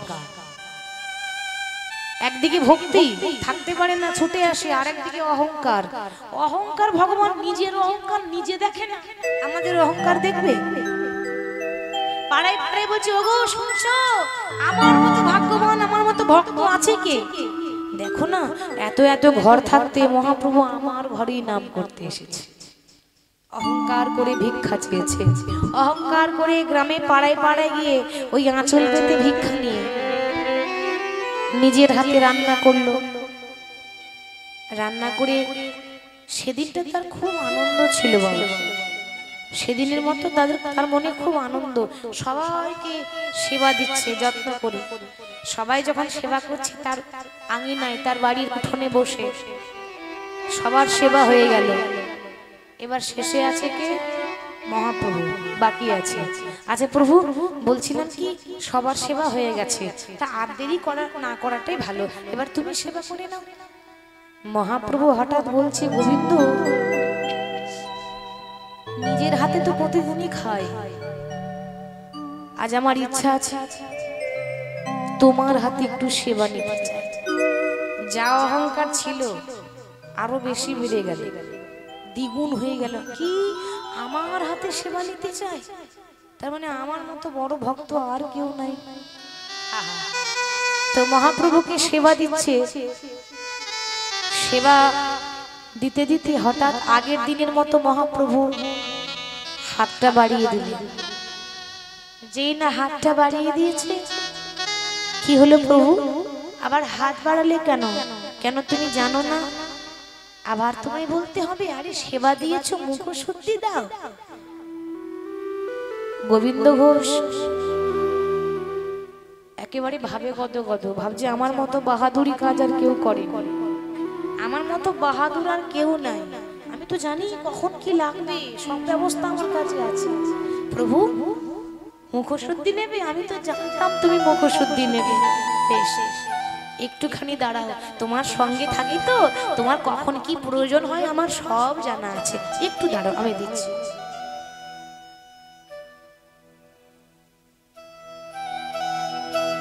এই নাও, এই নাও মুখশুদ্ধি ধরো। গোবিন্দ দাঁড়াও, কালকে যখন চেয়েছিলাম তুমি আমাকে বসিয়ে রেখে খালি পায়ে হেঁটে হেঁটে রোদে রোদে ঘুরে ভিক্ষা করে হরিতকে এনেছিলে, আজ যখন চাইছি এত তাড়াতাড়ি পেলে কোথায়? প্রভু আসলে আমি তো জানতাম তোমার লাগবে, ওই জন্য কালকে দুটো নিয়ে রেখেছি। একটা তোমাকে কালকে দিয়েছি আর আজকে একটা দিয়েছি। ও প্রভু ভালো করিনি? ভালো করেছি তো, আমি জানতাম তো আমার মতো ভালো বন্ধু তুমি পাবেই না। কত সঙ্গী দেখেছো, তোমার কি লাগবে না লাগবে কখন লাগবে সব আমার জানা আছে, ওই জন্য কালকে থেকে আমি বেঁধে রেখেছিলাম। হরি বলি। মহাপ্রভু লজ্জাতে মাথা নিচু করে বলছে, গোবিন্দ কি করেছো তুমি? তুমি জানো না এ জগতে সন্ন্যাসীদের একটা নিয়ম আছে। কি নিয়ম? এ জগতে সন্ন্যাসীদের নিয়ম আছে, সঞ্চয় করা বস্তু সন্ন্যাসীরা গ্রহণ করবে না। এটা অবশ্য নিয়ম, নিয়মটা রাখতে পারছে না কেউ, সবাই রাখতে পারে না, কিন্তু নিয়ম আমরা কি করি, আর যদি বেশি বেশি পেয়ে যায় তাহলে আর কাল ঘোরার দরকার নেই, আজকে সব ভিক্ষা টিক্ষা করে নেবো, 4 দিন বসে বসে খাবো। এরকমও তো সাধু আছে।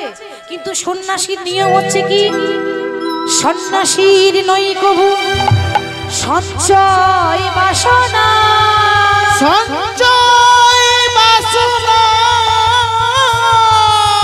সন্ন্যাসীর নই কভু সঞ্চয় বাসনা, সঞ্চয় বাসনা, সন্ন্যাসীর নই কভু সঞ্চয় বাসনা, সঞ্চয়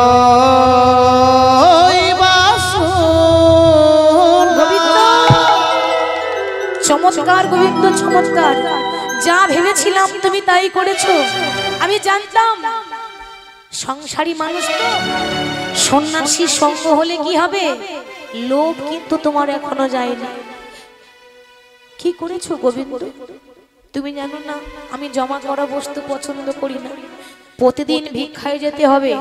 যদি কেউ এক মুষ্টি দেয় বাবা, সেটা নিয়ে ফিরে আসতে হবে, আবার 2 মুঠো পাওয়ার লোভ করলে হবে না, এটা আমাদের নিয়ম। তুমি জানো না আমি সন্ন্যাসী, আর তুমি আমাকে কালকে থেকে বেঁধে রেখে জমা করা জিনিসটা আজকে দিচ্ছ। তুমি যেটা করলে সব অপরাধের ক্ষমা আছে, বৈষ্ণব অপরাধের ক্ষমা নাই। কেন না, বৈষ্ণব অপরাধে করে যে বা গঙ্গা স্নানে যায়, গঙ্গা স্নানে যায়, পতিত পাবনী গঙ্গা দূরে সরে যায়, পতিত পাবনী গঙ্গা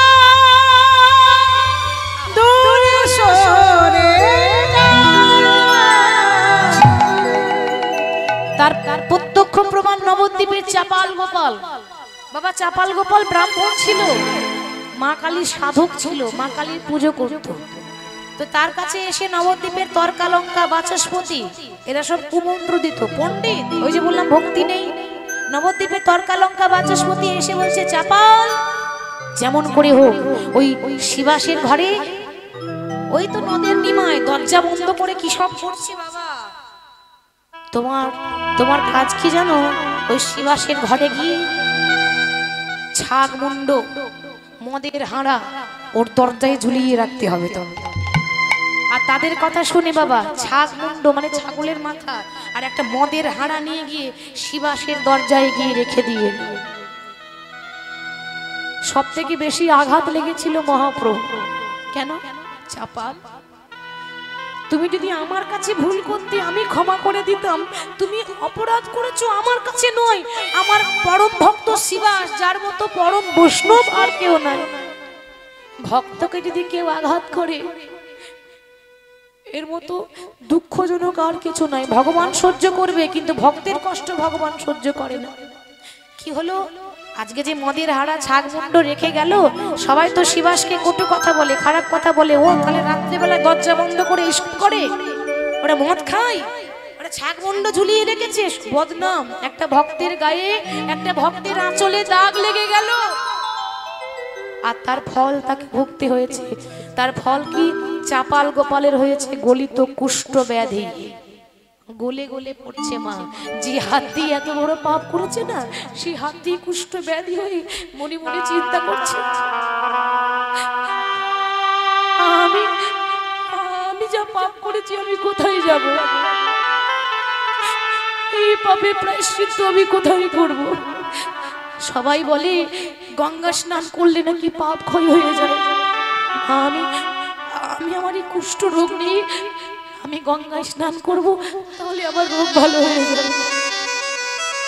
যেই না গঙ্গাতে ডুব দিতে গেল, মা গঙ্গা দূরে সরে চলে গেল। বলছে সবারই ঠাঁই আছে, তোমার মতো পাপীর ঠাঁই নাই, তুমি তো মহাপাপী, তুমি এক বৈষ্ণবের ঘরে অপমান করে এলে, তোমার মতো পাপী আর কেউ নাই। তাহলে বৈষ্ণব অপরাধ করে যে গঙ্গা স্নানে যায়, পতিত পাবনী গঙ্গা দূরে সরে যায়। হরি বল, হরি বল। সেরকম গোবিন্দ তুমি বৈষ্ণবে অপরাধ করেছো, 64টি অপরাধ আছে, তার মধ্যে সব থেকে বড় অপরাধ বৈষ্ণব অপরাধ। আমার কাছে তুমি অপরাধ করেছো, আজ থেকে আমি তোমায় ত্যাগ করলাম, আজ থেকে আমি তোমার কাছে থাকবো না, আজ থেকে তুমি আমার সঙ্গী নাও, আজ থেকে তোমায় ত্যাগ করলাম। গোবিন্দ ঘোষের কোনো কথা শুনলো না, ভক্তগণকে সঙ্গে করে নিয়ে গৌর হরি চলে যাচ্ছে। বাবা যেই না গৌর হরি গোবিন্দ ঘোষকে ত্যাগ করে যাচ্ছে, গোবিন্দ ঘোষ পেছন থেকে ডাকছে, গৌর হরি ক্ষমা করে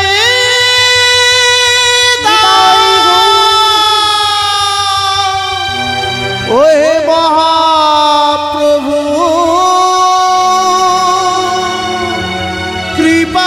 কৃপাময় দয়াময়,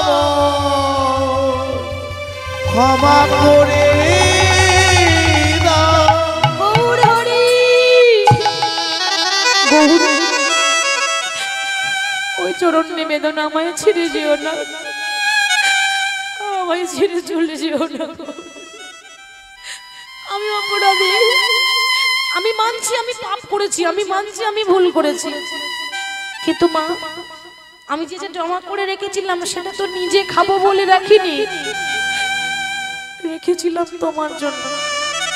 যদি আমি আমার জন্য রাখতাম তাহলে আমাকে স্বার্থপর বলতে, তোমার জন্যই তো রেখেছিলাম। আমার ভুল হয়েছে, কালকে থেকে জমা করে রেখে আজকে দিচ্ছি, এটাই তো ভুল। ভক্ত যদি ভুল করে তুমি কি ক্ষমা করো না? ক্ষমা করে দাও। গৌর হরি দেখছে, আজ যদি গোবিন্দকে ক্ষমা করে দিই তো গোবিন্দ ঘোষের দেখে এই পৃথিবীতে আরো 10টা বৈষ্ণব এই ভুলটা করবে, করবে না মা? তাদেরও লোভ জাগবে। 10 জনকে শিক্ষা দিতে গেলে একজনকে কষ্ট আমাকে দিতেই হবে। তাই গৌর হরি ফিরে আসছে না, চলে গেল। আর গোবিন্দ ঘোষের দশা কেমন? এ জগতে যে গৌরকে ভালোবাসে তার যে এমনই দশা হয়। ধুলাই গড়াগড়ি দিয়ে কাঁদছে, আমি আশায় আশায় শুধু বসে রইলাম, তোমার কৃপা পাবো বলে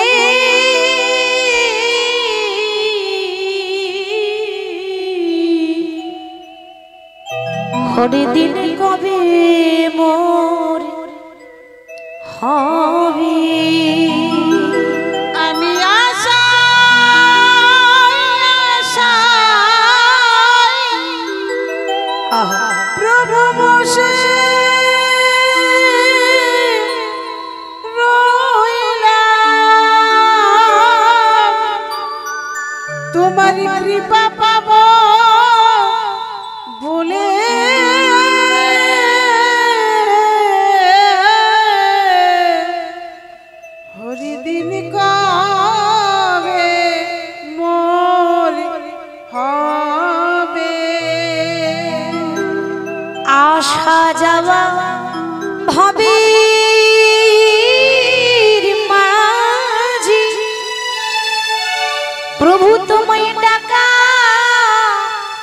হলো না,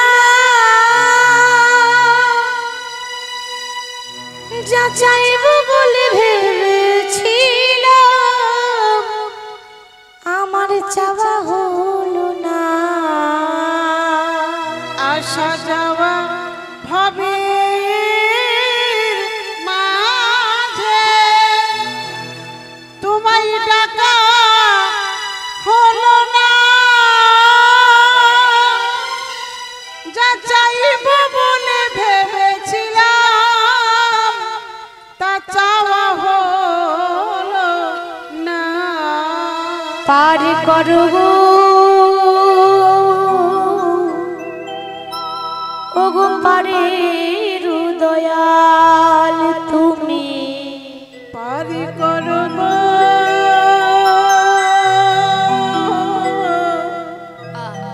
ও গো পারি দয়াল তুমি, পার করবো পারে দয়াল তুমি, পারি করব ও গো পারি দয়া। গোবিন্দ ঘোষ মনে মনে চিন্তা করছে, প্রভু তুমি চলে যাচ্ছ তো বেশ যাও, আমি যদি সত্যি সত্যি তোমাকে ভালোবেসে থাকি। এই গোবিন্দ ঘোষ প্রতিজ্ঞা করলো এক পক্ষকাল 15 দিনের মধ্যে তোমাকে আমার কাছে ঘুরে আসতে হবে। আমি যদি সত্যি ভালোবেসে থাকি আমি তোমার কাছে যাব না, তুমি নিজেই 15 দিনের মধ্যে আসবে। এবারে গোবিন্দ ঘোষ নিজের ঘরে চলে গেল, কিন্তু ঘরে গেলে কি হবে, একদিন 2 দিন 3 দিন 4 দিন পেরিয়ে গেল। মনে মনে ভাবছে বাবা বেঁচে থাকতে যখন গৌর সেবায় লাগলাম না, বেঁচে থেকে কি লাভ, আজকে গঙ্গায় ঝাঁপ দিয়ে প্রাণ ত্যাগ করব। গোবিন্দ ঘোষ যেই না গঙ্গাতে ঝাঁপ দিতে দিয়ে মরতে যাবে, হ্যাঁ গো ভক্ত যদি মারা যায় ভগবান সইতে পারে? মহাপ্রভু কিন্তু বেশি দূরে ছিল না, গঙ্গার ওই পারেই ছিল। গঙ্গার ওই পার থেকে মহাপ্রভু একটা কোষ্টি পাথর, মা কালো পাথর জলে ভাসিয়ে দিয়েছে। এখন গোবিন্দ ঘোষ কোষ্টি পাথর চেনে না, পোড়া কাঠ মনে করে ওটা তুলেছে, দিয়ে নোংরা আবর্জনায় ফেলে দিল। আবার যখন ঝাঁপ দিতে যাবে আকাশে দৈববাণী হলো, গোবিন্দ কি করছো তুমি, আত্মহত্যা মহাপাপ। এ জগতে যারা আত্মহত্যা করে তাদের আত্মা শান্তি পায় না, তাদের নরকেও ঠাঁই হয় না। ভগবানের দেওয়া জীবন তুমি কেন এভাবে নষ্ট করছো, ফিরে যাও। আর যেটা তুমি পোড়া কাঠ মনে করে ফেলে দিলে ওটা হচ্ছে কোষ্টি পাথর, সঙ্গে করে নিয়ে যাও, দেখবে ঠিক তোমার গৌর আসবে। কোষ্টি পাথরটা নিয়ে যেই না ঘরে ফিরে এলো, দেখতে দেখতে 14 দিন পেরিয়ে গেল, যেই না 15 দিন এসেছে অমনি ভগবান আর নিজেই থাকতে পারলো না। থাকতে না পেরে সেই ভক্তদেরকে সঙ্গে করে নিয়ে বাবা ওই গোবিন্দ ঘোষের বাড়ি আসবো বলে রওনা দিয়েছে। আর ওদিকে গোবিন্দ ঘোষ বলছে, ও গো গিরিধারিলা বলো আরে কত কাল তুমি আড়ালে আড়ালে রবে, তুমি আড়ালে আড়ালে রবে।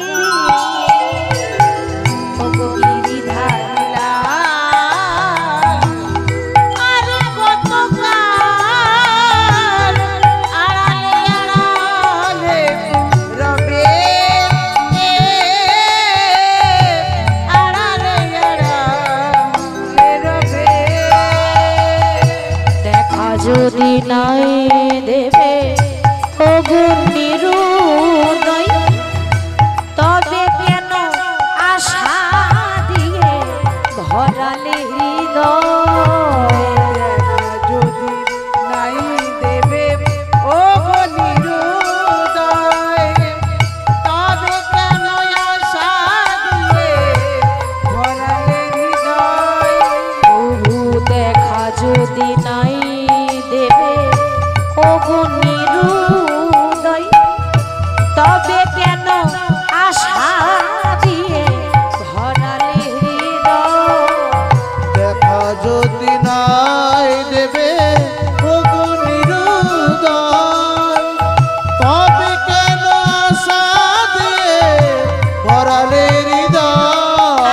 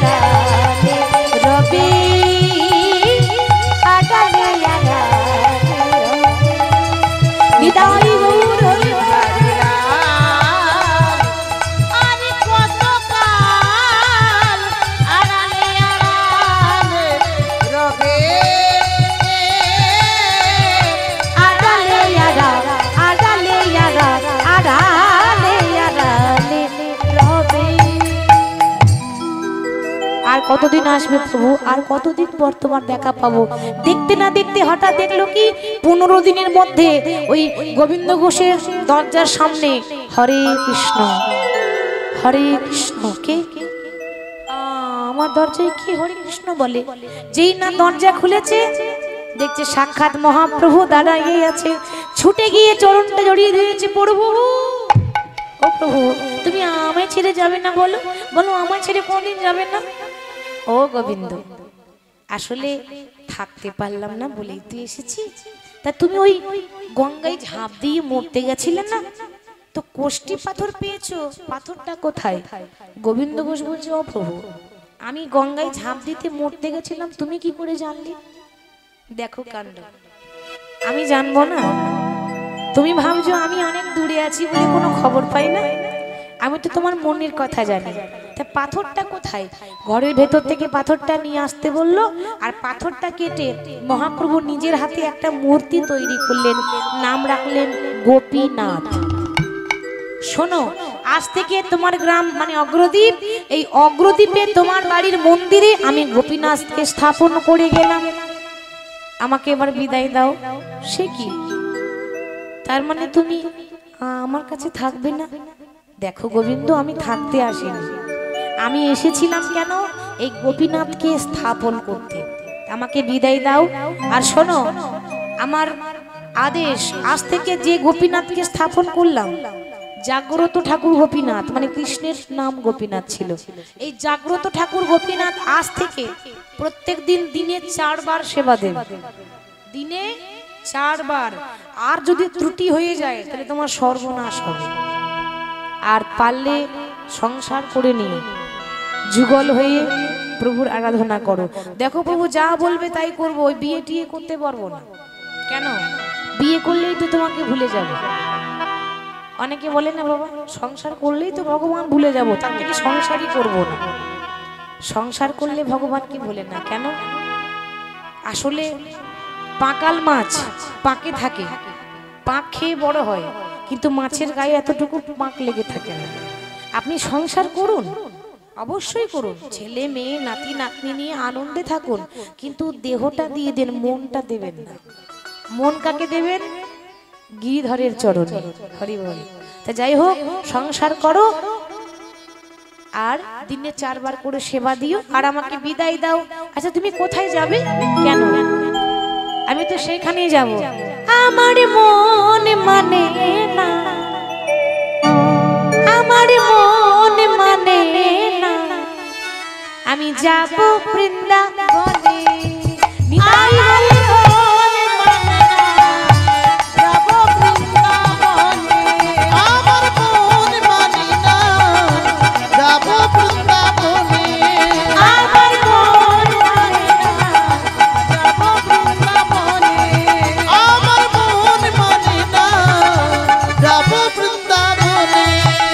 আমি নয়ন ভরে দেখিব সদাই, নয়ন ভরে দেখিব সদাই, নয়ন ভরে দেখিব সদাই, নয়ন ভরে দেখিব সদাই। মদন মোহনে আমার মন মানে না, যাব বৃন্দাবনে। আমার মন মানে না, যাব বৃন্দাবনে। আমি যুগল চরণ হেরিব গিয়ে, যুগল চরণ হেরিব, আমি যুগল চরণে হেরিব গিয়ে, যুগল চরণ হেরব গিয়ে। মদন মোহনে আমার মন মানে না, যাব বৃন্দাবনে। আমার মন মানে না, যাব বৃন্দাবনে। আমার মন মানে না, যাব বৃন্দাবনে, যাব বৃন্দাবনে, যাব বৃন্দাবনে। আমি বৃন্দাবন যাব, ওই জন্য তোমার কাছে এলাম, তোমাকে শেষ একটা কাজ দিতে। গোপীনাথকে মন্দিরে রেখে মহাপ্রভু এবার বৃন্দাবন চলে গেল। আর ওদিকে গোবিন্দ ঘোষ পাড়া প্রতিবেশীরা কি করেছে দেখছে, দিনে 4 বার করে সেবা দিচ্ছে, ঘর পরিষ্কার করছে, বাসন মাজছে। বলি ও গোবিন্দ তোমার কষ্ট হয় না? আমরা তো তোমার মায়ের মতো নাকি? তোমার মা থাকলেও তো তাই করতো, ছেলে মেয়ের তো বিয়ে দিত। আমরা কাকিমা জেঠিমা তোমার মায়ের মতো বলে কি তোমার জন্য একটা পাত্রে দেখে রেখেছি। এবার ইচ্ছা নেই মা বিয়ে করার, কিন্তু সব পাড়া প্রতিবেশী কাকিমা জেঠিমা ধরে বেঁধে একটা বিয়ে দিয়েছি। তবে যে মেয়েটার সঙ্গে বিয়ে দিয়েছে সেই মেয়েটা খুব ভক্তিমতী, নাম ছিল মাধবী। মাধবীর সঙ্গে বিবাহ হলো। আচ্ছা মা বিয়ের আগে কতবার সেবা দিত?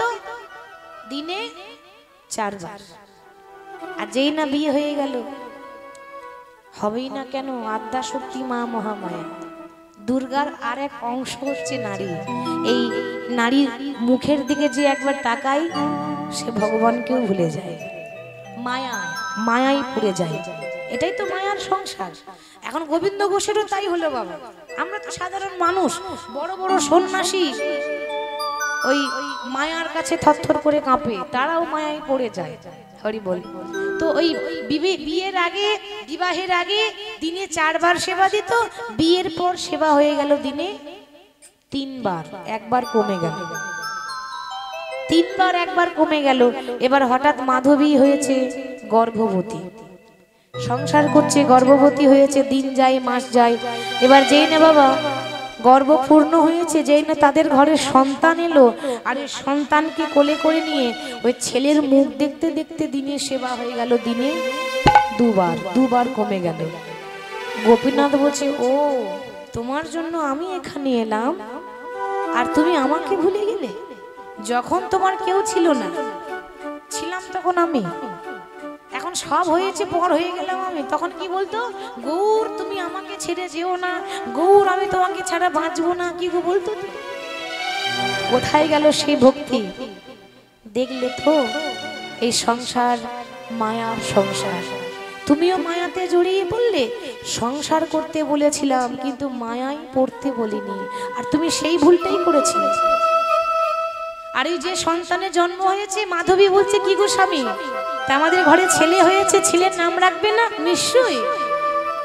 আমি তো ভেবেই রেখেছি, আজ থেকে আমার ছেলের নাম রাখলাম গোপীনাথ। কি বলছো তুমি? গোপীনাথ তো আমাদের ঘরে ঠাকুরের নাম। বেশ তো, ঠাকুরের নাম হয়েছে তো কি হয়েছে? আজ থেকে জানবো আমার 2টো ছেলে আছে, একটা মন্দিরে থাকে আর একটা আমাদের কোলে থাকে।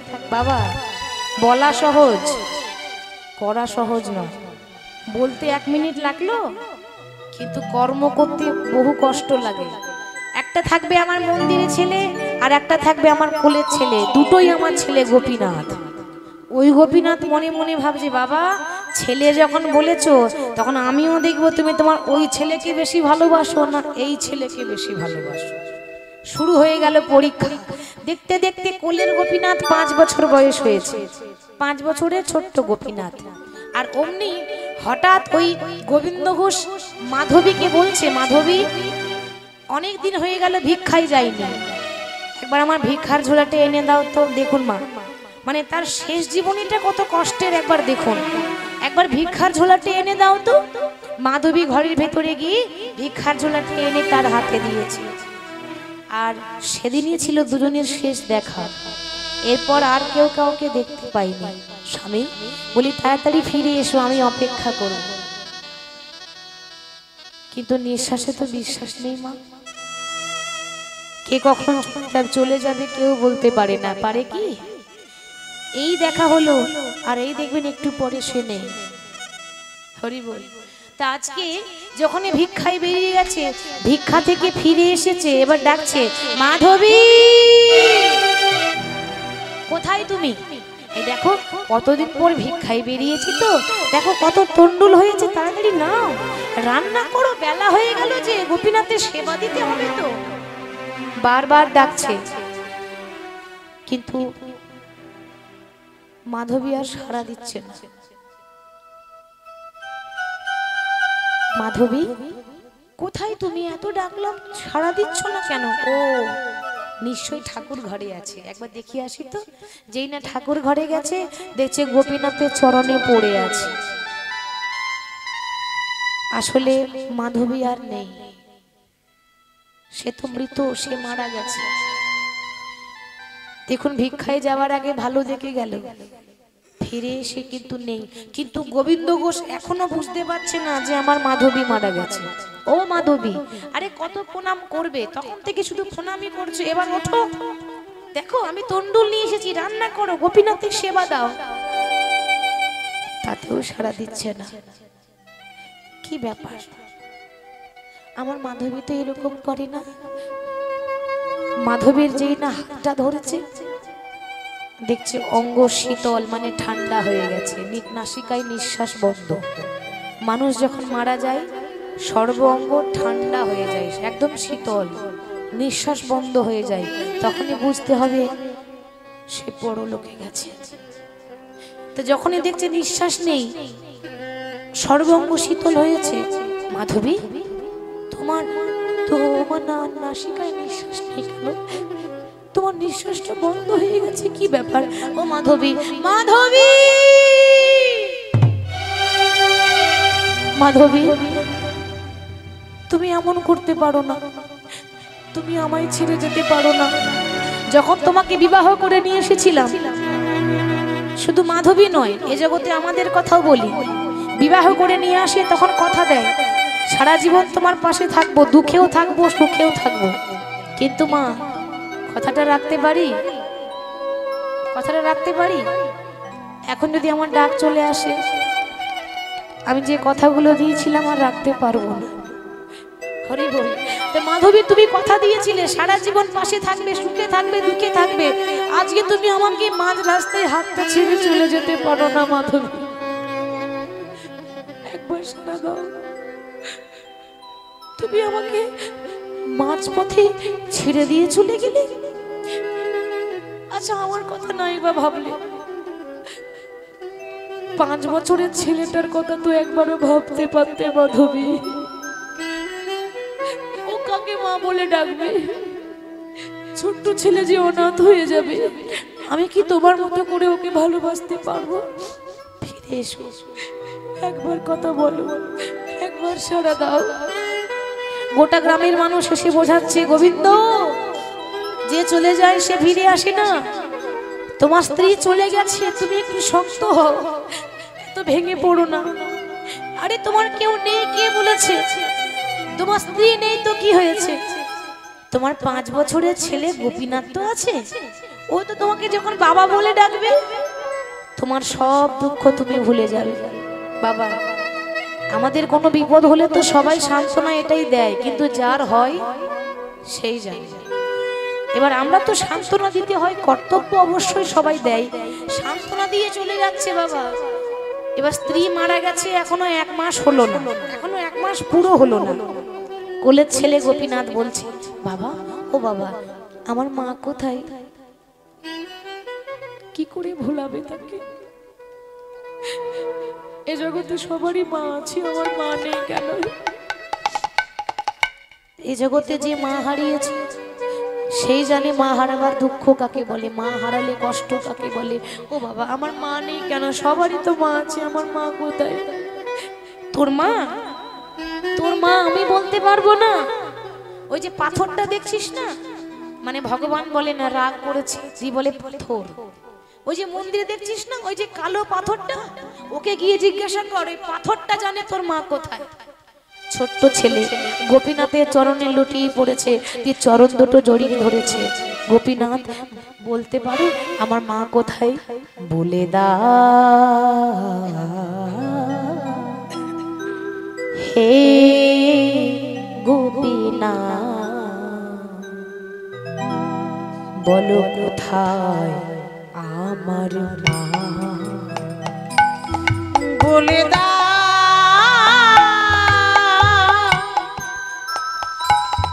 ও গো গোপীনাথ, গোপীনাথ, গোপীনাথ, কোথায় আমার মা? গোপীনাথ, ডাকিয়াবে মামা মামা বলে,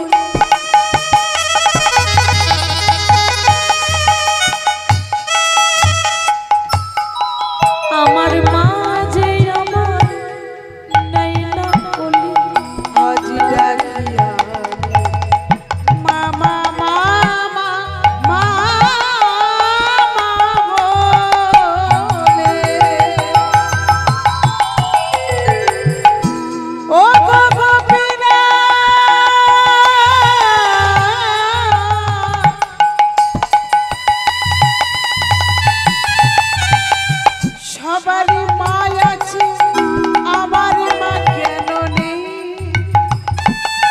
বলো বলো গোপীনাথ আমার মানে তুমি কোথায় লুকিয়ে রেখেছো ও গো গোপীনাথ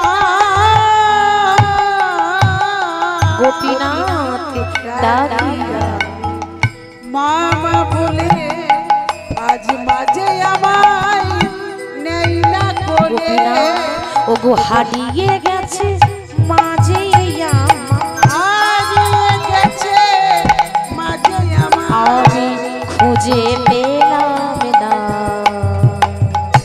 কোথায় আমার মা ওরে দাও ও গো গোপীনাথ গোপীনাথ গোপীনাথ বলো কোথায় আমার মা বলো বলো কোথায় আমার মা বলো বলো কোথায় আমার মা ও মা ওই 5 বছরের ছেলে গোপীনাথ ওই মূর্তি গোপীনাথকে চরণে ধরে কাঁদতে কাঁদতে হঠাৎ মুখ দিয়ে রক্ত উঠছে মা মা বলে কাঁদতে কাঁদতে গোপীনাথের চরণে শেষ নিঃশ্বাস ত্যাগ করল কি হলো বলুন তো ভগবান ভক্তের কাছে তার স্ত্রী কেড়ে নিল 5 বছরের ছেলেকে কেড়ে নিল তাকে এবার কাঙাল করে দিল তাকে সর্বহারা করেছে ভিখারি করে দিল এবার দেখতে চাই সে আমাকে কত ভালোবাসে এটাই ভগবানের পরীক্ষা তখনই ওই গোবিন্দ ঘোষ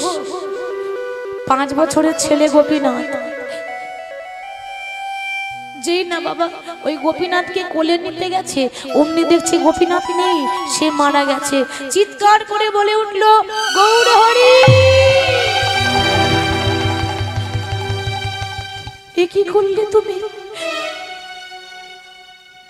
এ কি করলে দয়াময় তুমি আমার কাছ থেকে আমার স্ত্রী কিনে নিলে আমি কিচ্ছু বললাম না তুমি আমার কাছে আমাকে বাবা বলে ডাকার মতো আমার 5 বছরের ছেলেকে কেড়ে নিলে দয়াময় এই কি তোমার লীলা এই কি তোমার খেলা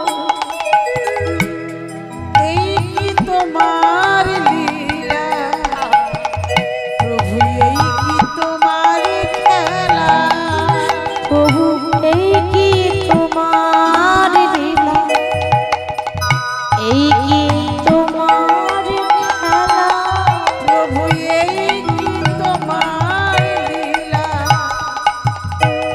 এই কি তোমার খেলা দয়াময় এ কি করলে তুমি তুমি আমার 5 বছরের ছেলেকে তুমি আমার কাছ থেকে কেড়ে নিলে বেশ আমারও নাম গোবিন্দ ঘোষ আজ থেকে মনে মনে প্রতিজ্ঞা করলাম আজ থেকে অগ্রদ্বীপে দাঁড়িয়ে প্রতিজ্ঞা করলাম আজ থেকে তোমার সেবা দেওয়া বন্ধ আজ থেকে তোমার নাম করা বন্ধ আজ থেকে আমিও না খেয়ে থাকবো আজ থেকে তুমিও না খেয়ে থাকবে দেখি কে তোমাকে এসে খেতে দেয় প্রত্যেক দিন আমি ভক্তি ভরে তোমার সেবা দিই আর তুমি আমাকে পথের কাঙাল করে দিলে বেশ বাবা অভিমান করে রাগ করে ভগবানের পুজো করা বন্ধ করে দিল সেবা দেওয়া বন্ধ দিল মন্দিরের দরজা বন্ধ করে তালা লাগিয়ে দিল আর ঠাকুর সেবা দেবে না আমাদের কাছ থেকে যখন ভগবান কিছু কেড়ে নেয় আমরাও বলি তুমি কি ভগবান তুমি পাথর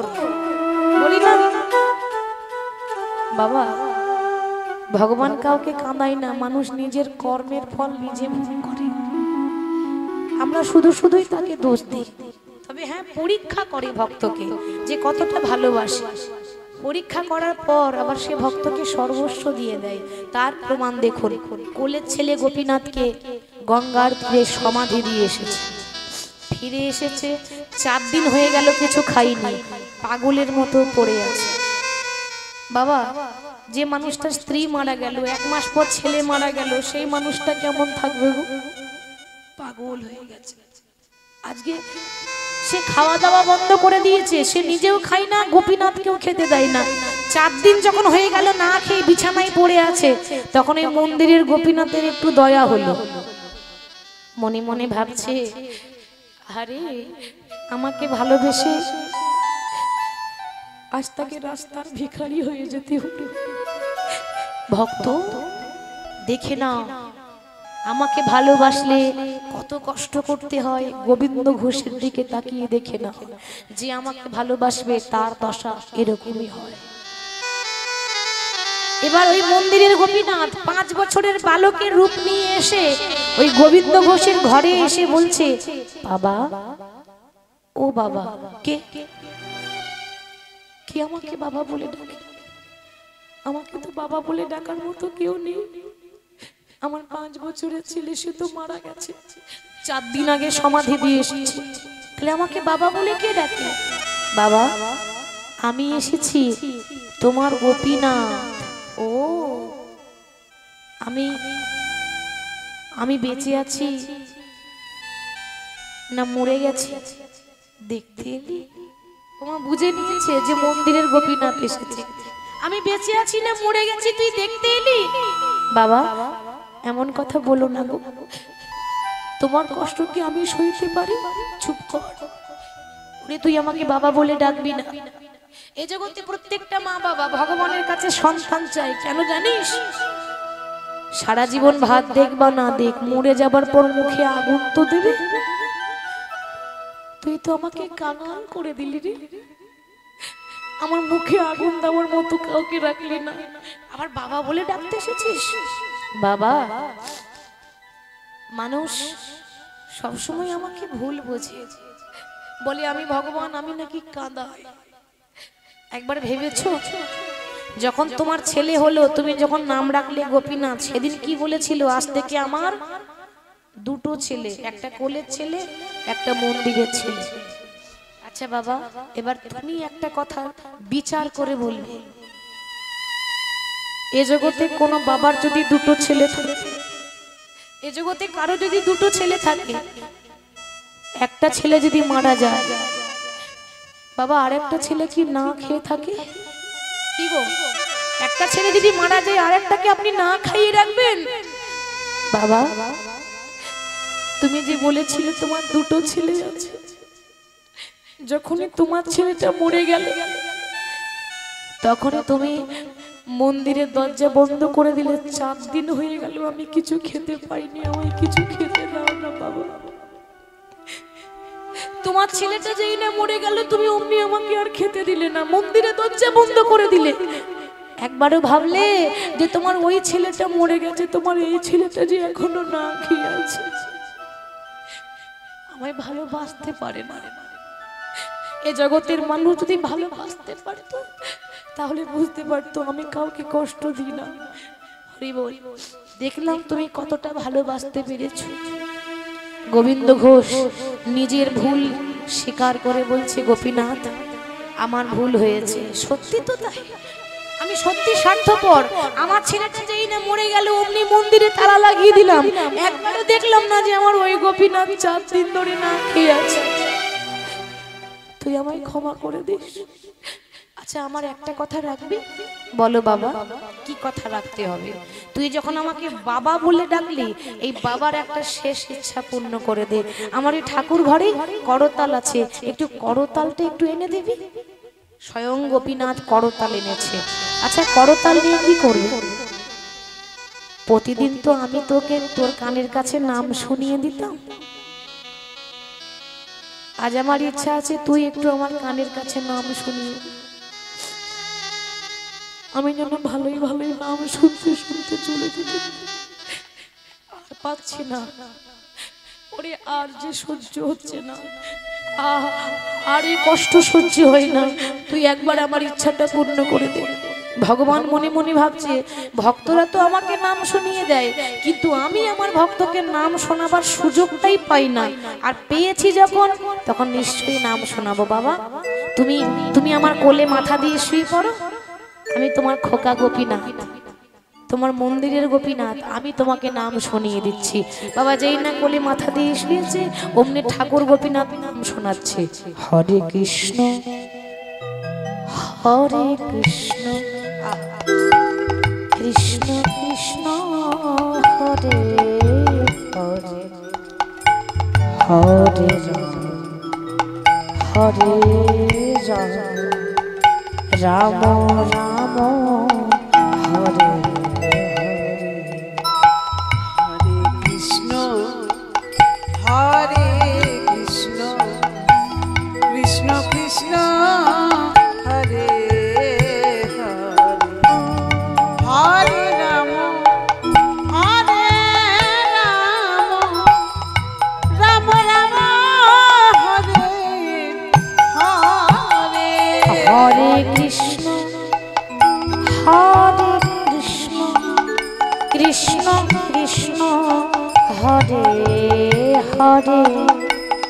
হরে রাম হরে রাম রাম রাম হরে হরে কৃষ্ণ হরে কৃষ্ণ কৃষ্ণ কৃষ্ণ হরে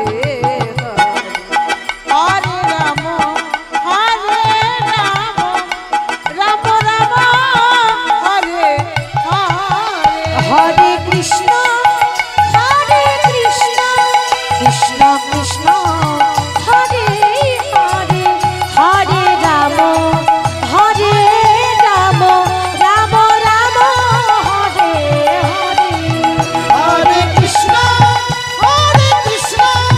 কৃষ্ণ কৃষ্ণ হরে হরে হরে রাম রাম রাম হরে হরে। যেই না কানে নাম শুনিয়ে দিচ্ছে অমনি আবার গোবিন্দ ঘোষ বলছে, গোপীনাথ আমার আর একটা ইচ্ছা আছে। কি ইচ্ছা আছে না, আমি যখন মরে যাব, যখন দেহ ছেড়ে প্রাণ পাখি চলে যাবে, আমার তো আপন বলতে আর কেউ নাই, সেদিন যেন তুই এসে আমার শেষ কৃত্যটা করে দিয়ে যাস। বাবা তুমি জানো না, এ জগতে কারো যদি সন্তান না থাকে, আমাকে যদি ডাকে পুত্র রূপে, আমি তার শেষকৃত্য শুধু নয়, আমি তার পিণ্ড দান করি। কথা দিলাম যেদিন তুমি মরে যাবে, সেদিন আমি ভগবান হয়ে তোমার শেষকৃত্য করব, নিজের হাতে তোমার পিণ্ড দান করব। ভগবান কারো পিণ্ড দান করেছে? এই প্রথমবার একজনের করেছিল, গোবিন্দ ঘোষ। হরি বল। তা বাবা যেই না বলেছে, বলতে না বলতেই ভগবানের কোলে মাথা দিয়ে গোবিন্দ ঘোষ শেষ নিঃশ্বাস ত্যাগ করল। আর যেই না মারা গেল, আজকে গোবিন্দ ঘোষ মারা গেছে, কালকে মন্দিরে নতুন পূজারি এসেছে। এবার কিন্তু দরজাটা বন্ধ আছে। কেন? ওই গোবিন্দ ঘোষ রাগ করে তালা লাগিয়ে দিয়েছিল। তাই নতুন পূজারীকে গোপীনাথ স্বপ্ন দিচ্ছে, পূজারি মন্দিরের দরজাটা খুলে দাও। শুধু তাই নয়, আমি যে রঙিন ধুতি পরে আছি, এই রঙিন পোশাক খুলে আমাকে সাদা ধুতি পরিয়ে দাও। কেন? এত সুন্দর তোমার রূপ, এত সুন্দর সাজ, ওই রঙিন ধুতি খুলে সাদা ধুতি পরাবো কেন? তুমি জানো না আমার বাবা মারা গেছে। আহা, তাকে ডাকলে পরে সে যে কি করে, তার যে কত কৃপা আশিস করুণা।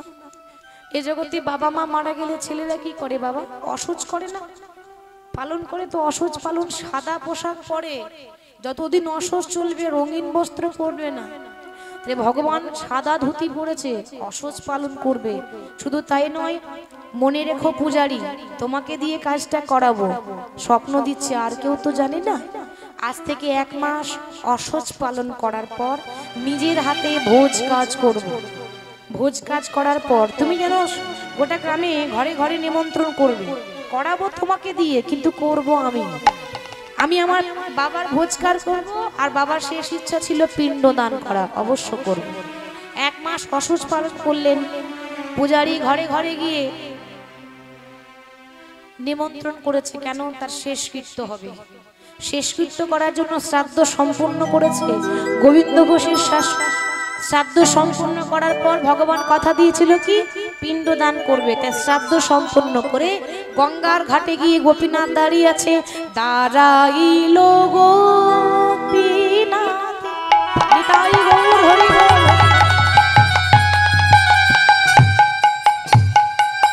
দেখো পিণ্ড হাতে ওরে, দাঁড়াইল গোপীনাথ,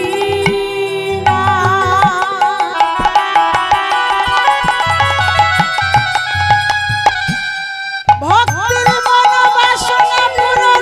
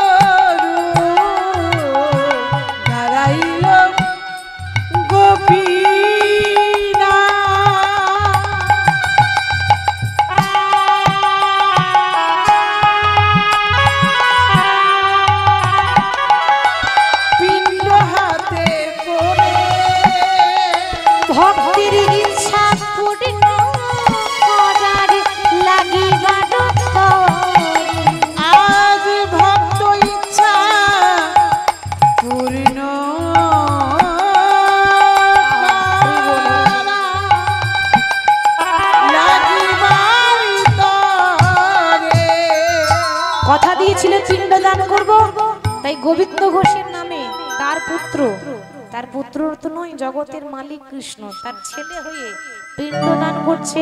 আজ ভক্তের ইচ্ছা পূর্ণ হলো,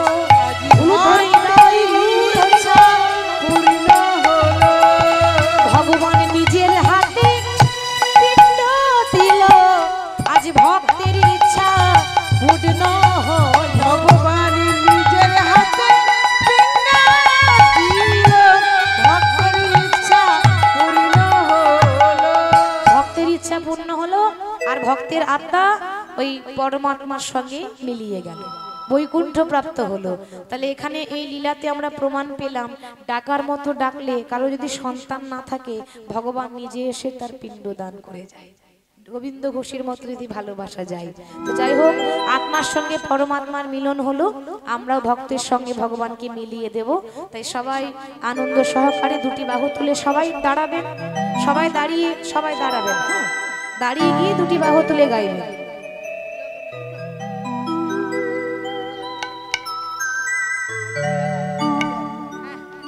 সবাই দুই বাহু তুলে গাইব।